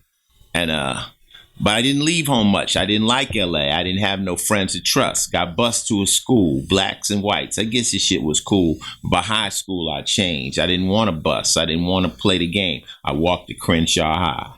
Shit was fly. I hooked up with a new crew. Some niggas that seemed like they knew what the fuck to do. You may call it a gang, but we called it a set. But it was our own thing. The whole school was down. In one way or another, everybody fucked around. Whether hardcore or not, you wore the right color or your ass got shot. So, I mean, my music is very The music was literal. your therapy. It's very literal. It's my life story put. And a lot of people, like, when they listen to my music, they don't get it. one thing I used to do with my music is I intentionally made music you couldn't dance off. Why is that? Because the words were more important. My music is like Iceberg Slim Book. It's something to listen to. It's something to drink a little wine and just listen to me chop game and tell stories and parables and different things about life. It's not to be danced to. At the time, I thought dancing was corny. Sure. Like, I ain't with all that old dancing shit. Like, this is player shit. You know what I'm saying? Like, give me some jazz. Give me something mellow so you could hear the words. Something to bop your head to. It's something to vibe to, while the player speaks. You look, OG, gangster, actor, entrepreneur, friend, father, husband, right. All this shit. All I heard over the years from you, and I'm so proud and to be able to sit down with you and ask you a couple of these things because I know it's what means most as we get older. Mm-hmm. You never cried from mom, from dad. Did you ever take a moment and I'm gonna tell you I don't cry. Not even looking back on it, like nah. I've cried. I can almost tell you when I cried. I can almost remember when I cried. I cried when I lost my drummer, Beatmaster V. Rest in peace. He was 35. He had leukemia, and it was just unexpected. He got leukemia, and in 1 year he was gone. Like a Combat Jack situation. Somebody who was healthy, alive, just sure, unexpected. I've had friends lose it in the streets. I've had people get rocked out there. And you like, well, they was on the playing field. This is what happens. This happens. But that was unexpected. That was not predicted. He was like a bodybuilder. Like, yo, that threw me off. Sure. I really recently cried when I lost my dog. Really? Rest in peace. When Spartacus Big passed, Spartacus, man. It killed me. I was devastated for like a week. More than I had been around people. Like, I just miss my dog because your dog has such a bond with you. Like, they get on your chest and they lick you and they sleep with you. It's like, you can't get that close to none of your friends. So I lost them. I don't know. I was just too young when my parents passed. Like, when your parents pass and you're in third grade, you're not even dealing with reality yet. They might die. You might think they're going to come back. You don't know enough about death, And I think when my mother died, it just prepared me for my father. And I knew, I don't know. But what about even therapy? You ever go to therapy? Nah. You never felt like, because the reason why I say that you're so much for everybody else. You haven't, like, who do you go to for like advice? I don't know. I just hold it together. I just I just always been like, I'm very philosophical. I'm very like mathematic. I always understand this equals this equals this. Sure. This is the cause of this. And I'm just at church of the game, man. I just learned the game. The game is all this stuff that I talk. Players been talking this shit for years. They say it in different ways. Like, one of the most heavy games I've learned the hard way is what they say in Scarface: never underestimate the next man's greed. That is a jewel that'll keep you alive. Because what that means is, just because you wouldn't do something, don't think the next motherfucker won't do it. Sure. You would never come in my house and steal out of my house. It doesn't mean everybody won't. I would never fuck your wife. Doesn't mean everybody won't. You see what I'm saying? So when you apply your moral compass to life, you could get fucked. Because there's people out there that'll go way, way lower than your particular moral compass, and you'll be blindsided. You'll be like, wow, really? So I had to learn that the hard way. That's why, like I said, I'm not into making new friends. Trusting people is how this shit is all fucked up. And the cool thing about people is they have free will. Free will.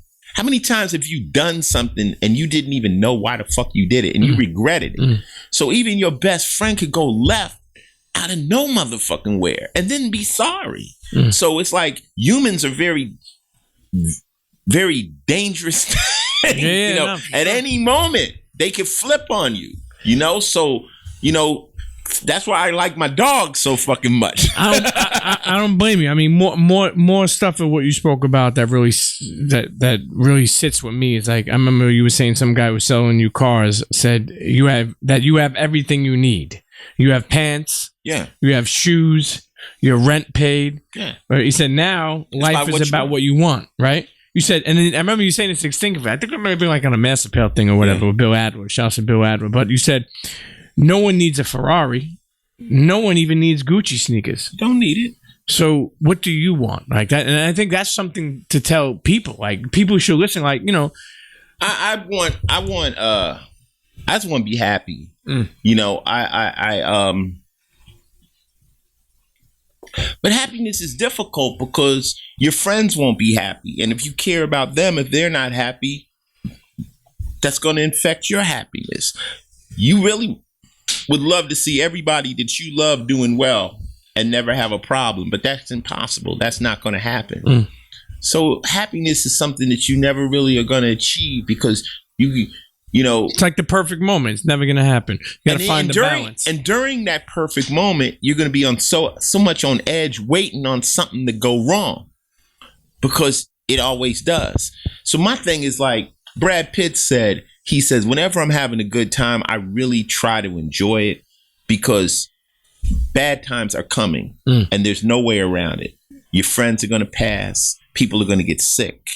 Mortality is real. If you live to be 100, guess what you get? You get to see all your friends die. That's what you get. So when you are in that moment and having a good time, fucking have a good time. Just suck that up. Because in life, love isn't guaranteed. Happiness isn't guaranteed. Only death. Pain is guaranteed. It's guaranteed. If you think pain's not guaranteed, just stop moving. Just go home and stop moving. Guess what's going to happen? Your lights are going to get cut off. You're going to get unhealthy. Everything is going to come at you. When you stop moving, life will never stops. Swallow you the fuck up. It never stops, Ice. You know, even like your hustle. Like I know you said before, you said, yo, if you're not working for 2 days, like, you know, you start going crazy. Sick. You know, Get even nervous. now, even like, you know, you ever heard of this dude Gary Vaynerchuk? He's like an entrepreneur. Anyway, this dude, I remember him saying something about like he sees people in the Hamptons like fucking like tanning on like jumping on like a swan that makes him want to go get 4 more fucking gigs. Like he's like, because the more you want to, and not saying people shouldn't relax, but I think some people's motives aren't to find peacefulness. It's to show people what I'm doing. Well, money is just, is it the root of all evil? I don't know what money. I mean, money. I look at it like this. Like, all right, let's take the earth and turn it into a theme park. This is the world. Okay. The world. Okay. It requires tokens to get into the theme park. So we're all in the theme park. You got the mansion ride. You got the big titty girl ride over here. You got the Ferrari rides, but they require tokens. You want to eat good. That requires tokens. Now, people are walking around the theme park with no tokens. Nobody's going to give them no motherfucking tokens. So you want to go on these rides. You want to go to Palm Beach. You want to have fun. You requires tokens. This is money. I wouldn't talk about money if everything didn't have a cost. Everything in life has a price. I can't just say I want some milk for my kid and it's just going to happen. I got to pay the bills. It requires money. So people are like, oh, well, you talk about money too much. No, it's just necessary. It's necessary. Money's not going to make you happy, but lack of money will make you miserable. It'll definitely bring pain. You have to. What I think what money absolutely does, really, it creates options. And it's been said many times before, but it creates options. I remember one time I was so broke that I went to a burrito store. I mean, a Mexican food, and I couldn't afford the burrito with meat in it. So I said, can I just get it with beans? Can I afford the bean one? And the guy was like, yeah, I'll make you a bean burrito. I didn't have the option to get the meat. So let's say right now, if you don't have any money, absolutely none, you can only get as far as you can walk, right? Get a little more money, you can get a skateboard. You can get a little further. A little more, you get a bike. A little more, you get a car. A little more, you can get on a plane. If you got more money and the plane tickets are sold, you can get a private jet. You keep it continues. The options that don't stop. Nothing can stop you. Like, well, damn. But when you have less money, you're stuck into a smaller zone. If you're trying to fly someplace, you got to get the ticket ahead of time. You got to do a lot of things to get it. So your options are limited, health wise, clothes wise. It just opens the doors to being able to say, I can do what I want to do. It frees you. Now, does it change you? I think fame and wealth only amplifies who you are. I don't think it changes you. If you're cool, it allows you to be a really cool person. If you're an asshole, it allows you to be a very big asshole. That's what money and fame, and it allows you to amplify your personality. I think people change more than you do. Like I tell people, I'm as nice as you'll let me be. As you'll let me be. And don't stand for the bullshit. I know. Who wants the bullshit? I mean, we see it, Pete. You see the bullshit coming. Like, come on, cuz. Like, take easy with it. Once you start with the bullshit, I'm like, you think I'm a sucker, and I take offense to that. Sure. I'm like, really? I'm supposed to believe that? Like, dog. Like, come on, man. Stop it. Is there ever a role that you wouldn't do? What do you mean role? Like a movie role. I ain't taking no dick. I'm not taking no dick. I was watching American Horror Story. They was straight up in this motherfucker. But look, Ben Raines took a dick. He didn't suck a dick, but he took a dick in Pulp Fiction, But then he got to say that I'm gonna get medieval on your ass, Nah, I ain't doing none of that. I'm cool. I mean, I have enough money that I have options. Sure, I don't have to take like the theme park you're talking about. I love that analogy. I don't have to take that. I don't have to. You got enough tokens. I'm cool. I'll pass. You know what? It's funny. Like speaking on this, like you talking about commercials. So I get a list of these commercials that they want people to do. Like other people too. Oh, it's an offer. Oh, okay, nice. Anal leakage. What? Pay you $500,000 for the commercial. Erectile dysfunction. But that would see. This is my point. This is my point. But that would be funny because I could only imagine you doing male diapers. You can get $1 million.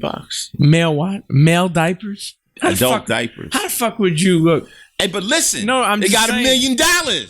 See what I'm saying? Some point you be like, I'm cool. Now, think of it as an unknown person might want to take that ticket because they don't have nothing. I'm trying to still go get. Imagine this, right? I'm walking down the street now. Hey, lemonade. Hey, Ice, how's your ass leaking? Yo, you still can't get your dick up? Oh, no. Yeah. But I'm saying these commercials play a lot. Because nobody wants to do them. Classic. So if a celebrity is willing to do, I had high blood pressure before. I got it down. No. So they offered. How'd you get it down? I just stopped being stressed out. Okay. I was stressed out. And it was basically based around stress. I learned how to say, I got a story based around that. But so you said that you had an offer. What were you saying before I actually had you get it down? Blood pressure. Yeah. So I thought about that. I might do that because it's real. You know what I'm saying? And but the truth of the matter is that particular drug didn't take down the high blood pressure. Yeah. But yeah, the further you're willing to go, there's money. That's amazing. That's amazing. But you got to. But you got to sell. You got to see. But here's the thing. One thing. It's not a sellout. It's not a sellout, but it's not original. It's not real. You know what? It's scary to me to think that I would be out there promoting male diapers. I'm like, nah, I'll pass. Maybe in 20 years. I don't know. Not right now. I'm still trying to get movies, and I don't need that right now. That would be funny. I'm not that strapped. If I was broke right now, you might catch me doing some shit like that to pay some bills. I don't need another car that bad. you ever have any actors like that you met, like kind of like, oh, that like.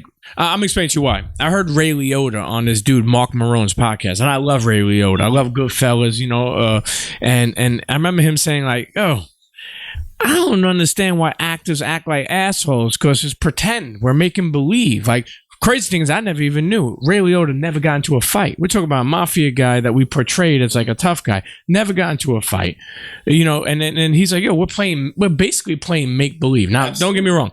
Your life hasn't always been full make believe. Right. Real it shit. It is make believe when you're acting. When you're acting, yes. You ever meet you ever meet people like you ever met De Niro? No. Okay. What about Scorsese? No. Okay. Who's somebody you met that you grew up watching, or that you admired, or that you like in the acting world, I met a lot. I met Jerry Lewis. I met Dustin Hoffman. I met a lot of people. I can't think of them offhand.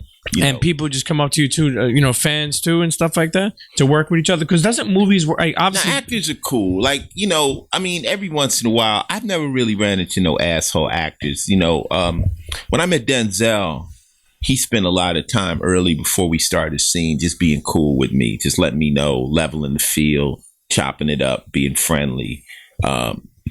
Because he didn't want me to walk on the set and be intimidated, But John Lithgow, F. Murray Abraham, Gary Busey. Classic guys. You're walking on the set with professionals. Yeah. They expect you to know your lines, to work, to try to get the scene. We all have a vested interest. If I'm in a movie with you, I have a vested interest in this being good. I want this to hit as bad as you. We want to have good work out there. That leads to more good work. So no one, if you show up on the set high or unprepared, you're probably going to catch a vibe from an actor. Sure. But that would be stupid.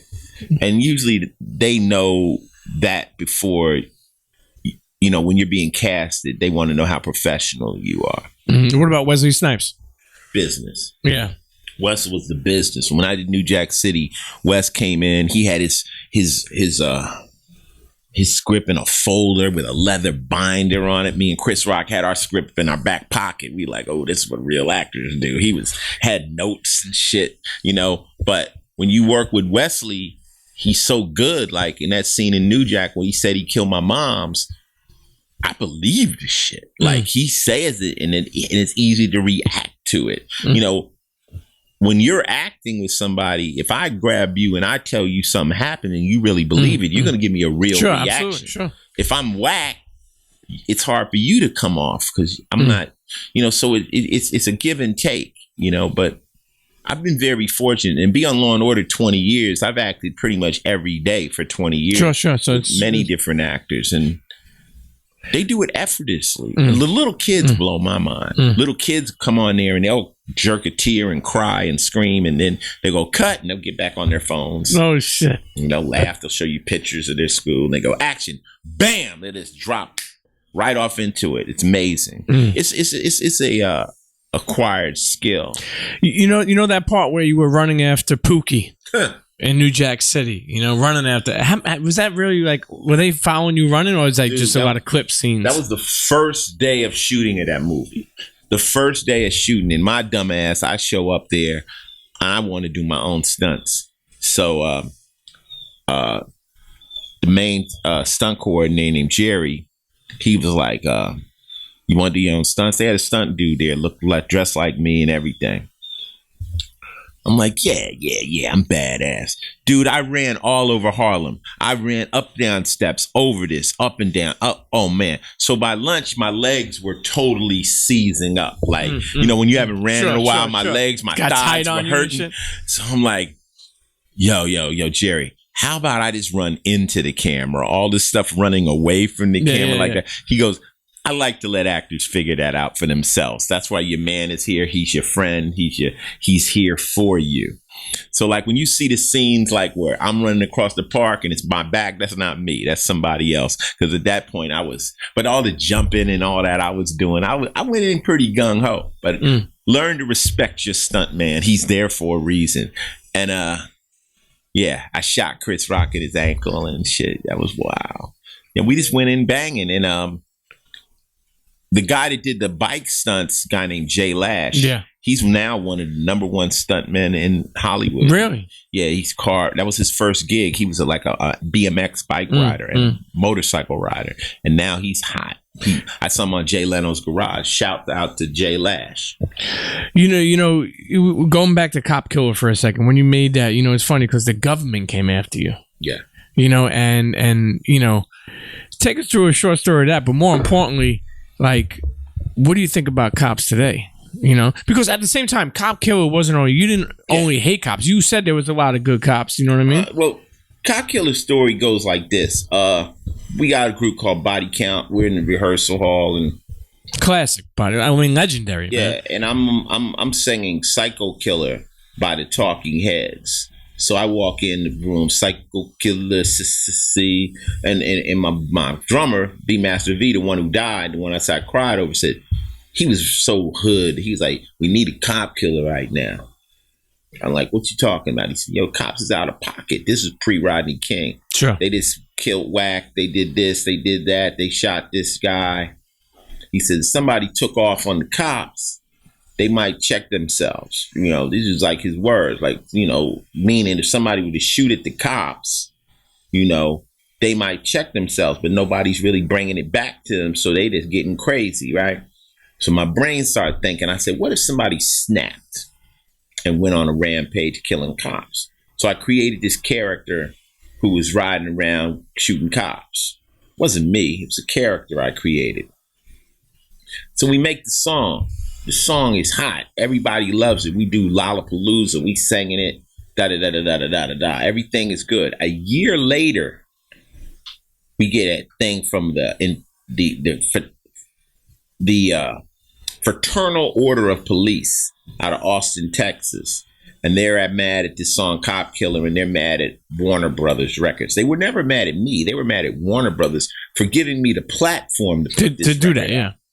The white people went after the white people, and shit was on. It was on. Next thing you know, Charlton Heston came in, stockholders meeting, blah, blah, blah. I'm on NBC News. I'm all over this thing. I'm public enemy #1. The FBI's on my bumper. Everybody's checking in to see what's up with me. And shit just got hectic. And the Source magazine went in on me. The Source was on some sucky shit because they called me and told me I got to give them this. Dave Mays and them was like, you got to give us an exclusive. I'm like, I ain't got to do shit. Like, we mean I got to give you an exclusive? Like, y'all ain't the Source. I'm the Source. Sure. What the fuck's the matter with you? So they came at me wrong. So of course, on the other phone, I got Rolling Stone. Rolling Stone is like, yeah, right on deck. We'll give you the cover. I'm like, hold Source, Rolling Stone. I did the Rolling Stone, and so when I do the Rolling Stone, they say, we're going to put you in a police uniform. I'm like, why? They like, this will make them mad. They'll hate this. This is how you God, man. Rub salt in the wounds. You as a cop, imagine a cop getting pulled over by you. So I'm like, all right, fuck it. I see the spin. So we do that. I do this full article. Shit was off the chain. We ended up pulling the record because Warner was getting bomb threats. It just went crazy. The president, I was playing. Who was the president at the time? Bush. Oh, okay. Quayle. So I'm at the crib and the homies is playing. Let's date it. Techno Bowl. So Techno Bowl. Techno Bowl. Damn. Motherfuckers like, yo, cuz Ice. The president is on the fucking TV talking about Ice. So I come running in the room and it's Dan Quayle and motherfuckers like, yo, and Ice-T. Yo, dog, everyone in the room, like this room, everybody was like, oh shit. This is back when you had real presidents. Like, sure. Trump might just go off on Tretch or somebody tonight. He don't give a fuck. He's out of his motherfucking Yeah, you're saying mind. They would have never mentioned you? No, the president don't speak on normal He said people. Tretch, that's classic. Yeah, Trump would just take off on any motherfucking body. Like tonight, he just be mad and just, and little Yachty. Like, President Trump is fucking some other kind of cop. You ever met Donald Trump back in the day? Couple times. Let's finish this. Yeah. Fuck the Trump. So we Trump's the kind of motherfuckers, he'll take a picture with you if someone says it'll be to his advantage. Sure. He'll be like, fuck premium people. Oh no, he talks to a lot of people. He's very Yeah. And then he'll walk off like you're shit. He's a opportunistic motherfucker. Yeah. Trump is not a white supremacist. Trump is a Supremacist. He's supreme to everything on earth. And the way I think, I won't even say no. We'll have to go someplace. But there's another rapper who I think is a supremacist too. And when you start to believe that you're supreme above all, yeah, that's a head trip right there. So back to my shit. So now the cops is on my bumper. Blah blah blah blah. We pulled the track because Warner Brothers has been nothing but cool, and we put another song on it called Freedom of Speech. And then when it was time to do Home Invasion, they were shook. They brought somebody in to look at every one of my lyrics. Yeah. You know, I had a record, I had a record called G Style, which had a lyric. I say, I give a fuck about a cop or a G-man. They all talk shit, their breath smelling like semen. I take them in the alley all alone, put them in the prone, pop, pop, pop to the dome. That Warner's like, you still killing cops? What the fuck's with you in this murder of police? I'm like, oh yeah, this is just hardcore imagery. Like, I don't give a fuck. But yo. What about today's day and age, man? Like as far as like cops, see. Thing of it is this: I have a problem with brutal cops. I have a problem with racist cops. That's it. I don't have a problem with police. I was a criminal, so we never hated the cops. A real criminal knows the cops aren't the enemy; they're the opponent. That's who you're gonna be. If you and I. What's your name again? Chris. Me, you, and Chris decide we gonna hit a bank tonight. Oh shit! We're not mad at the cops. They're just the opponent. We gotta beat them. Yeah. If they catch us, then we cuff up and we play Law and Order. You said one day you said something like, "Who has the harder job?" Like I remember you made a point one time, a long time ago. Well, the cop's job is to keep me from crossing this line. Yes. The criminal's job is to figure out how to cross it and get back without getting caught. So. Everybody has a job, but if you're a criminal and you're mad at the law is what makes you make money. That's if drugs weren't illegal, there would be no profit margin there. So the cop's job, if cocaine was legalized tomorrow, the cops wouldn't be busting people. So they're just following their job. So why you're being mad at them? I'm mad at the guy that's a punk. He's fucking with you for no reason. He's taking out the fact that, you know, he ain't getting no sex or whatever on you. He's a hater, all that. Those people, fuck them. But a real cop that's out doing his job, trying to keep the world straight, I'm not mad at him. And now I'm a legit citizen. I don't break the law, so I need them to help protect me. You know what I'm saying? So am I a hypocrite? No, I was on one side. Now I'm on the other side. Am I a hypocrite because I was once a criminal and now I'm not? No, I've grown. I've evolved. This is just life. You know what I'm saying? But I'm honest. I'm honestly being honest. When I was in there, my crew did not hate the cops. We were out to outsmart the cops. So there was no anger. But the cop that would pull somebody out the street and whoop their ass like Rodney King, fuck them. Fuck them. Two different things. So now, like even the cop I play on TV, is Ice-T in real life cool with that cop? I'd probably be cool with Finn because Finn is chasing pedophiles and rapists. Sure. We don't even like them in prison. Sure.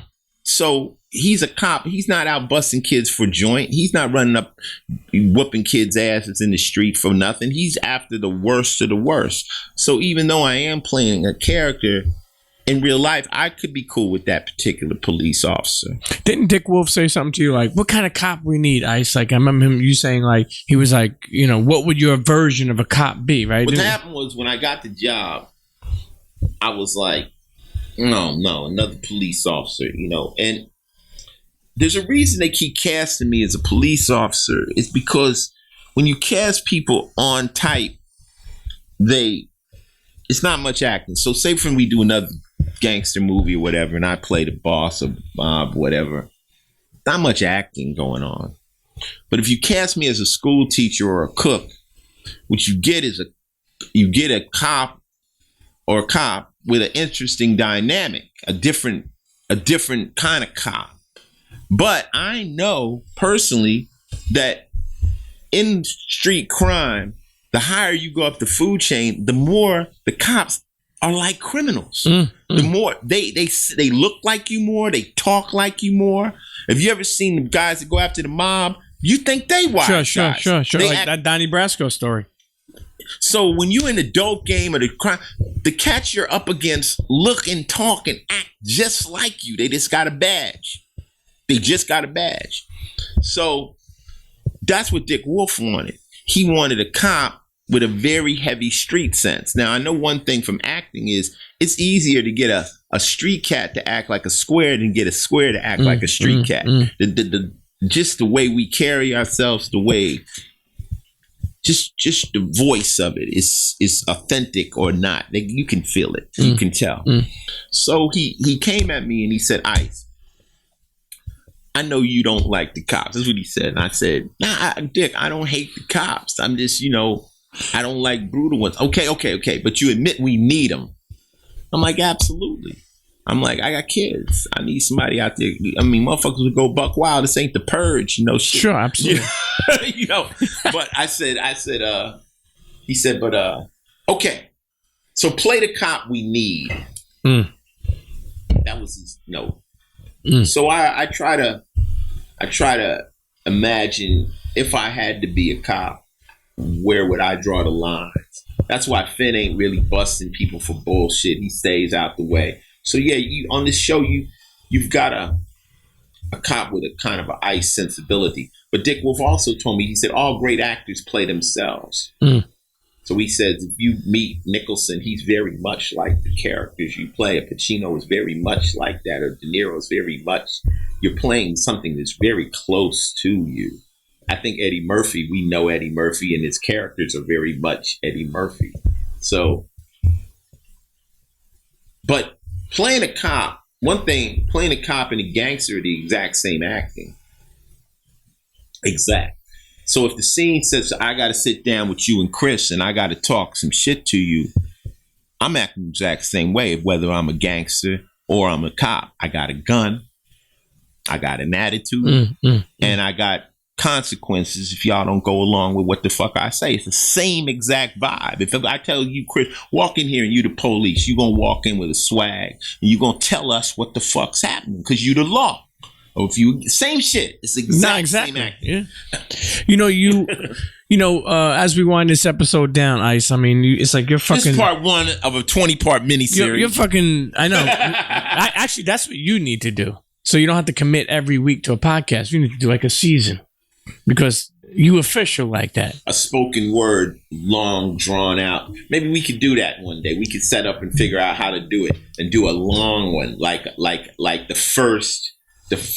You know how people do spoken word? Yeah. I think the first long form, in depth Ice-T by Ice-T. Yeah. Could be something. We'll talk about that. Listen, Pops was. A lot of levels. Pops wasn't, you have 3 kids. Yeah. Okay. Well, first of all, I feel like we have a lot in common. I mean, you have a bigger gap. But you have a bigger gap than me. Yes, sir. I have a 15-year gap. I have an 18-year-old daughter, 3-year-old son. You have 3 kids. I have a 40-year-old daughter. Yeah. I have a 27-year-old son and a 2-year-old. We both pressed the restart button. And that's what Muhammad Ali says: when a man has a baby in the second half of his life, it sets a restart. It resets him. My daughter is the best thing that ever could have happened in my life. Why is that? Because at this point, I don't need any more accolades. I don't need another gold record. I don't need. I've done my television run. I don't know when would have excited. Like, we got nominated for Grammy last year. I'm like, big deal. But this baby is the best thing because I'm very focused on this one. Like they say, exhibits say, kids are like pancakes. You fuck up the first couple of them. Yeah. So my daughter, I was too young. I was 17 having a baby and I was in high school and I didn't know what was going on, but being an orphan, I wanted a kid. Yeah. I struggled with her. I was in the streets. She was my baby while I was I gave her back to her mom's and said, I'll come back with money. So I showed love by just buying her shit. Yeah. I was not there. Yeah. And that's something I always talk about, presence over presence. Like, sometimes, like we try to, But you're trying to get off the ground. Yeah. You grinding. You were young too. Speed, and I'm taking risks. I can't have no kid around me. I'm breaking the law. I'm taking risks. So I'm that guy. I know how many kids out there right now, young fathers that are still making those decisions when they got a baby at home. That's a rough life. That's a rough balance when you taking a penitentiary chance to feed your kids. Okay, did that. Lil Ice, that came right when I became Ice-T. That was with Darlene. Yeah. So now here I am embarking on this rap career. Once again, how I'm gonna be home? I'm hustling. I'm dealing with fame. I'm all over the motherfucking place. I'm dealing with everything, groupies, everything. I'm having my kid. I'm trying to hold my family down because I've already come from a no father, no mother home. But I'm in the world of this fucking rap shit, and it's bananas, and I'm trying to win. So my focus still wasn't as focused as it should be. You know what I'm saying? That relationship ended up splitting up. I still got a good relationship with my kids, but now here comes Chanel with Coco, married all this time. The baby comes. I'm with Coco during the pregnancy every day. Doing things you never did back then. Never seen all this shit. Never been one-on-one with a woman through a pregnancy. Has the baby. Baby come home from the hospital. Baby sleeps in the bed with us still to today. Every day I wake up with my baby. I see the kid. Beautiful. I'm focused. I'm able to really witness this whole thing. And once you have a baby, your brain goes, I can't die. I got to stay healthy. I got to get more paper. I got to make sure she's good. All these new things click in. Right now, when you're my age, 60, you could be like, I could chill. I can kick back. Now I'm like, I can't kick back. I got to keep going. I got to stay in shape. I'm in better shape now than I was 10 years ago. I'm like healthy. It's like you start automatically looking to eat better. Sure. It's just, you want to be here. Yeah. You know, you want to be here another 10, 15, 20, 25 years. You want to stay here. So I'm like, I decided I'm not going to die at least till I'm 100. You know, I'm also booked till I'm 100. Really? So How? What do you mean? I booked. I got shows and shit. So you have a show 40 years from now? I got them booked. Fucking nice. And I looked at my Illuminati. I looked at my schedule and I didn't see no funeral in there, so I figured I got to be here. You got a will? Got a will on deck? I got all that shit. And the cool thing about being 100, Pete, is all these 30-year-old motherfuckers will be 70, still trying to talk that young shit. And I'll be like, you old motherfucker still on some young shit now when you're 70. So once if I can get up into the 90s, then I can look back on all these little kids that's talking old shit and be like, now motherfucker, now you're 70. I'll come over there and whoop your ass. You know, you said something one time about like remember Coco, and I feel like you've been together for 17 years, and I feel like she's been like a rock behind you. You know what I mean? Like, or like, it's been nice to see that. It's been good. But you said something, not to cut you off, but you said something about like, you need someone that like you say like, yo, I could go out and get a truckload of money. He's like, but the cable bill may get shut off, like, or you said like you don't really cross the T's and dot the I's, and I feel like what people don't understand a marriage, because I've been divorced, right? I felt like a failure that first time, and what people don't understand, it's not about it's about having a partnership. You know what I mean? Especially nowadays. Yeah. Nowadays, I mean, back in the days when people got married, it's because people lived in small towns and it was a way of claiming your woman in front of everyone. And so you lived in a village and you would come out and say, this is my wife. Everybody take notes. Okay. And that's what it was. It was a way of saying that this is a real situation. Now you're in the world like that. It doesn't really matter as much as people say it's under God. If you're thinking God's going to get you through a marriage, good luck. You got to marry somebody. You got to be in a business and partnership. I say opposites attract, but they don't stick. You got to be very similar. Artistically, mostly, because art is where you're going to eat. It's how you're going to decorate your crib. It's how you're going to dress. It's where you're going to go for vacation. It's all the things you do. Hopefully, you're going to like those things together. I was watching this show with this guy. He I said it on the other show. He raised snakes. This motherfucker was married to his woman like 60 years, right? This old 80-year-old man. But he had to find a bitch that likes snakes. His girl, she likes snakes too. You know what I'm saying? And they pulling snakes out the box. So you got to find somebody, like one of my quotes is, love is not looking someone in the eyes, it's looking out in the same direction. So you got to find someone who sees the future the way you see it. If you want to live on the beach and your girl wants to live in the snow, that's a deal breaker. Yeah. That's a deal breaker. So you got to find somebody who you can say, yo, this is what I want. She goes, yeah, that's what I want. We can move together in that direction. The problem is free will. At any moment, one of those people could go, what? You know what? I'm wrong. I want this. Or you know what? I'm not with it. And that's why it's a relationship is so volatile. And when I say, oh, I've been together 17 years, there's been ups and downs. There's been bumps in the road.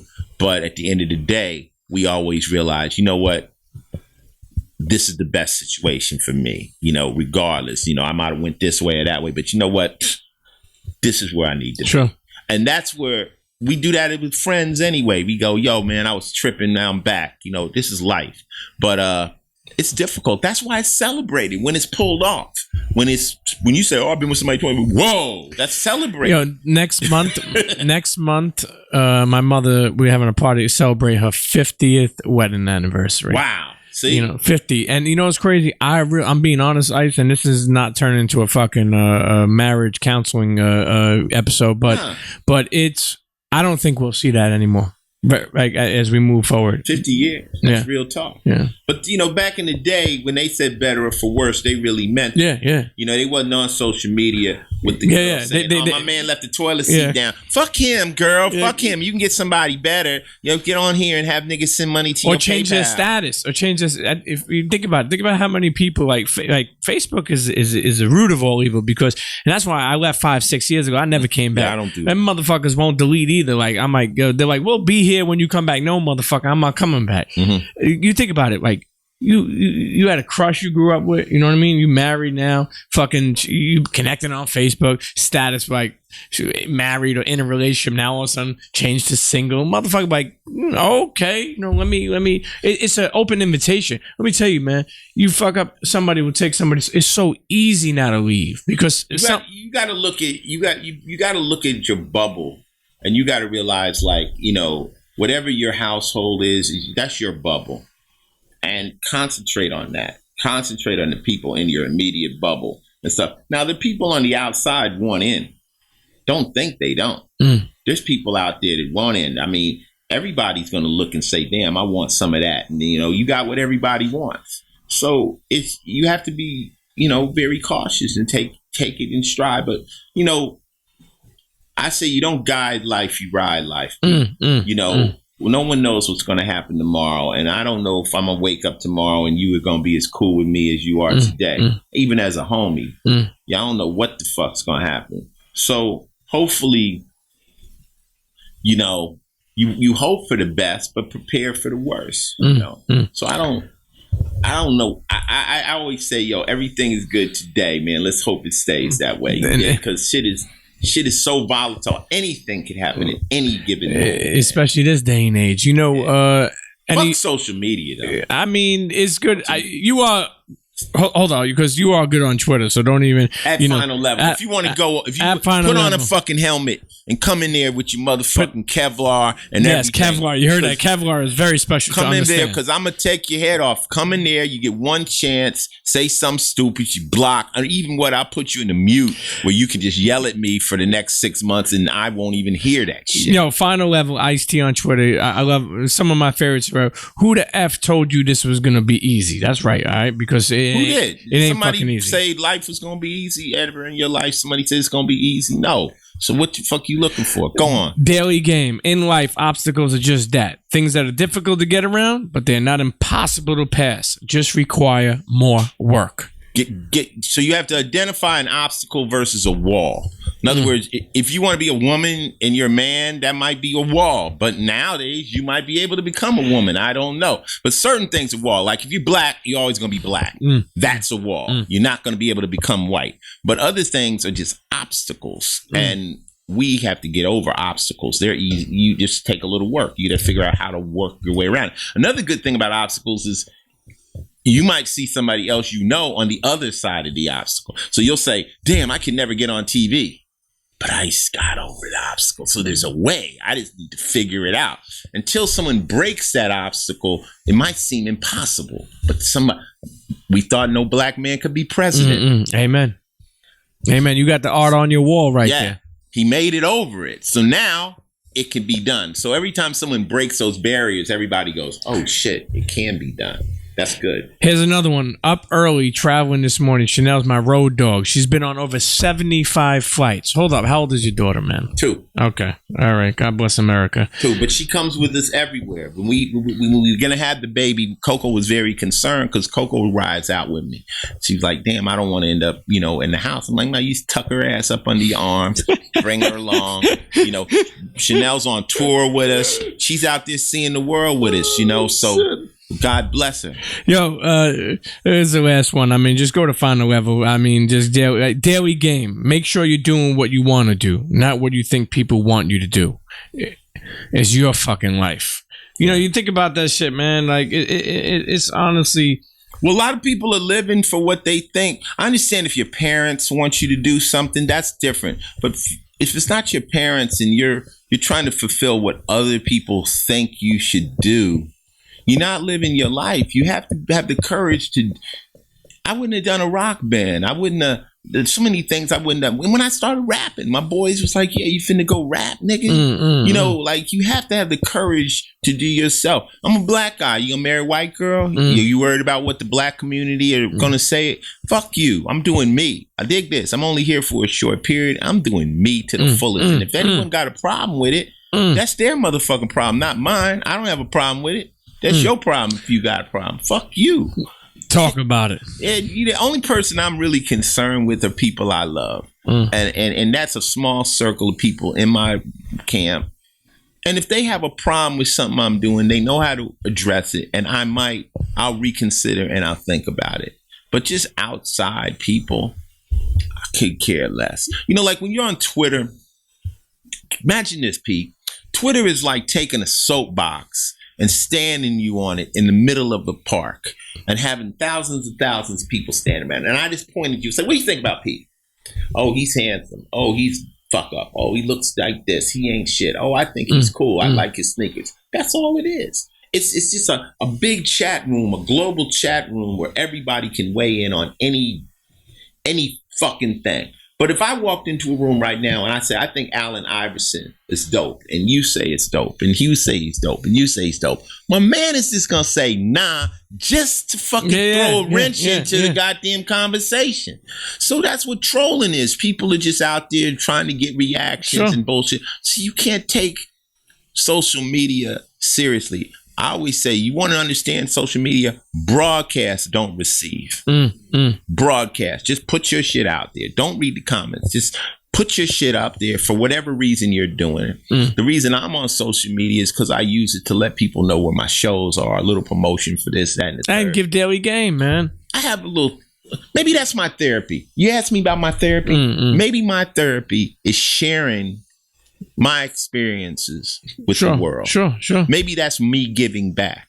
Maybe what I'm doing here is me hopefully dropping a jewel that's going to help someone else. And that's my retribution. That's me saying, for all the dirt I've done, I'm trying to change somebody's life. Like my life was me running down a road, a hustler road, a player's road. 110%. If you had met me in my 20s, I was like suck ass, working ass motherfuckers. I was on my perm shit. I was on some negative gangster shit. I ran down this road 100%, right? In a Porsche with a mink.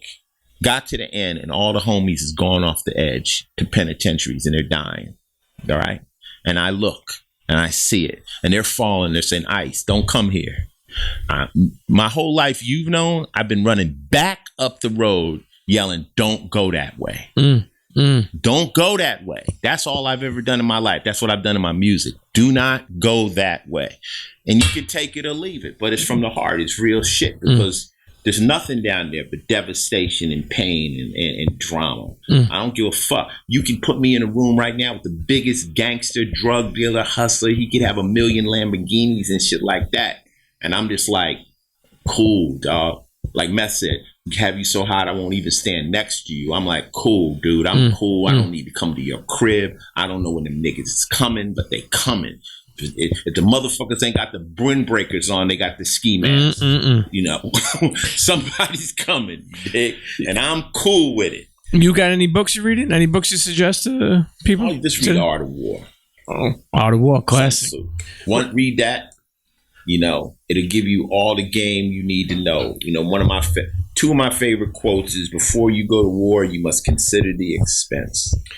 You know, you kind of put this throughout this whole episode, but if somebody's listening and, you know, they kind of stuck in their life, you know, maybe, you know, maybe they don't know what to do, or maybe they had plans that didn't work out. Maybe they hit a bump in the road and they really don't know how to bounce back. Or maybe they're a young father and they're having problems, you know, seeing their kid, and they feel like just the world is against them and on their shoulders.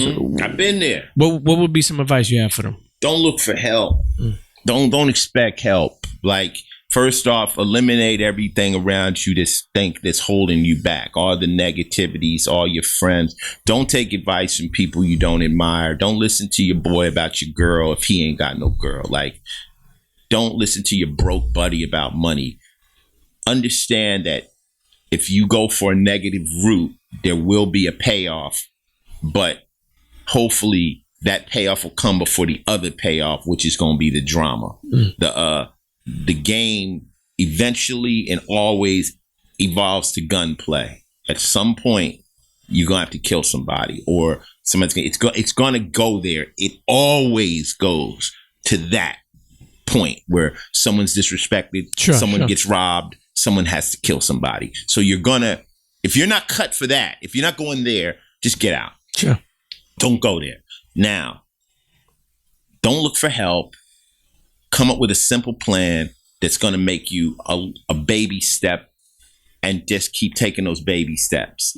And you're going to see options and openings. You're going to have to put in some work. You might have to go to school. You might have to learn how to do something. If you see another brother, like right now we're with the podcast, these are positive brothers with the cameras, step to them positively and tell them, say, hey man, I'm trying to get up out of this. I'm trying to do something. They're going to bring you in on the bottom level, but get over with the positive people. Get away from the negative people. The negative people are going to suck you down that vortex, what I call the criminal vortex.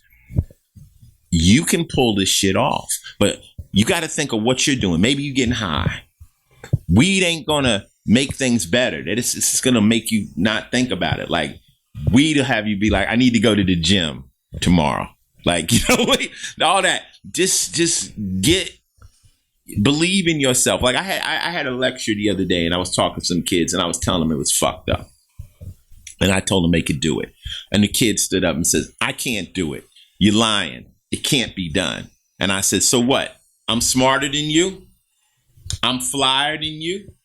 I'm more gangster than you. Why can't you do it? I'm better than you. I'm way doper than you, right? Nah. But I did it. See? You're going to give in that all these other people that can make it, are they better than you? You got to get your self-esteem up. You got to get your shit together. And they say 10,000 hours, you can be the expert at anything. So create a positive plan, like a plan to get out that's going to work your way up. And you'll see the benefits of it. But you can't sit home broke and be like, I want to be Lil Wayne. Like, that's just not going. You got to remember, Lil Wayne been in the game 25 years. Lil Wayne, this shit just didn't happen. You know, like all the people who you look at, they've been doing it for a minute. It took a while. If music, entertainment, it's risky and it's hard. It's very, very difficult. It's very difficult. And you got to do the odds. Like, say you want to be a rapper. You looking at LA, right? How many rappers came out of LA? It's less than 20. Less than 20. If you count Snoop, the Dog Pound, Cube, Mac 10, Kendrick, me, Exhibit, you know, it's not a lot. Cypress Hill, it's not a lot out of LA. That's LA. So the odds are very, very, very, very high that you're going to be super successful in this. Only reason I was because I got out early. I jumped on the game early. Like I got in the crack game early, but then when everybody came, I got out. I got in the rap game early. When everybody came, I got out. Now I'm in the acting game, and everybody's coming over this motherfucking way. I got to figure out an exit strategy over here. But I think that with the hits like fucking Black Panther and shit. Now black people realize, yo, we can make it. Empire, all this shit. Hollywood is wide open if you got the right story. Yo, you just gotta have. I think the essence is self-esteem, and you have to believe that the streets are not the only way you can make it, and you gotta believe: are you a loser or a winner? Now, if you're stuck in some depression where you believe you're a loser, well, then I guess you're just gonna lose. I used to sit back and say, I'm Ice-T. I done gave myself this name. I'm some fly motherfucker. I got to be this nigga. Like, if that's who people, if I got to give up my name, like I can't be this, I can't create this image and not be this motherfucker. You know what I'm saying? I gotta be that nigga. If that's who the fuck I am, and people respect me for it, well, I wouldn't want people to respect me and be, I'm a fake. But, you know, they got this other theory, fake it till you make it. I don't know. I figure you're going to be good at whatever you practice. So if you practice faking it, you might just become a great fake. You know. I will say this, Ice. You lost both your parents at a young age, orphan. Moved to LA with an aunt who really didn't, give a fuck about you. Moved out of there at 17 years old. Hustled. Went to the army. Went enlisted in the army. Hold on. Listen to the army. Then came back home. Fucking got on your fucking heat bank robbing shit. Exit that. Went to the music world. Almost died. Right then you got into a car accident. Almost fucking died. Broke like fucking mad bones. Went into acting. Father. Restart, like, yo, honestly, the fucking in the mix of that, I got hit with 2 bullets. Okay, different times. Yo, so I got one through the leg, one in the lung. So I've been a gun. I was in the shootout shit before it was popular. I remember when 50 came out, so he got shot 5 times. I'm like, you telling people? Like, I didn't know you would tell. That was embarrassing. You're like, damn, I should have did my marketing before that. I didn't know. But yeah, I got a couple of slugs. You got a lot of homies in the game. It's funny. We were talking beforehand about Ben Baller. Shouts to Ben. I actually give Ben a lot of credit. Not only do I admire his hustle, but he's the one that told you, like, yo, you got to go on the Combat Jack show. Yeah. And even people like Bumpy Knuckles, official dude, man, just a real G. You think about people like Chuck D, and I mean, you have so many people. I don't want to sit here and name so many people, but those particular guys. Game knows game, man, and people understand who's authentic. A real cat is going to feel you. They're going to feel you. I remember when I used to be out with Easy and stuff, and we would go to different places, and the gangsters be like, "Yo, Easy!" Like they want you to come to them. They want to talk to you. You know what I'm saying? And me and E would sit back and we chop it up with different cats in different neighborhoods. I mean, there's a vibe people get, and official cats look like they're drawn toward each other. When I first came to New York, I was hanging out with B.O. and like Sugar Ray and all the cats from Bronx called the Gigante family. And they was the street cats. But they dug me. I mean, it's easy out here. Just don't be no sucker. Mind your business. Get your own paper. Stop angling people. Stop trying to do that. Just be you. I'm cool. Like, I'm cool. I don't need nothing from you, Pete. I don't need nothing from nobody. I'm cool. I'm gonna get mine my way. I'm cool. Listen, Internet, with that said, Ice, listen, I wish you the best of everything, brother. I mean, honestly, your journey has been a long one, but I always say this to people that I believe in, like, it's just beginning, and I really feel like even though you're about 20 years older than me, I relate to a lot of shit, restarting in life, being able to, like, I always preach the presence over presence. You're able to do that now with your youngest kid. It's special. Life is special. Pete, man, listen. We're all the same age. We're either alive or we're not. There's no expiration date. Jack should be here.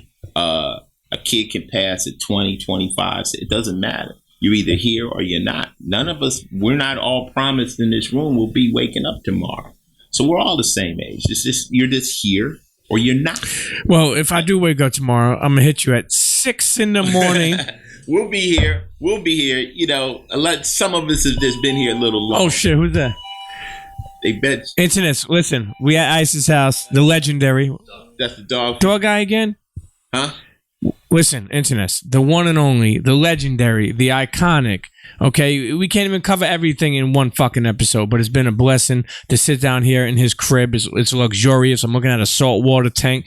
For those who are looking at the video sense, we'll probably go check out that the car garage, and I'll show you an Obama picture that's 3D. Now, we ain't going to floss on them, no. We're going to keep it 100. You know what's here. Peace. I'm not trying to say, I told you it's either the windbreakers or the ski masks. I'm not trying to get run up in my crib. Keep it dull. Keep it shaded. Internet. Those who say don't know, and those who know don't say. The one and only Ice-T. CHEA. Internets, if you enjoyed that episode, I want you to email me at thepremiumpeachshow@gmail.com. Again, that email is thepremiumpeachshow@gmail.com.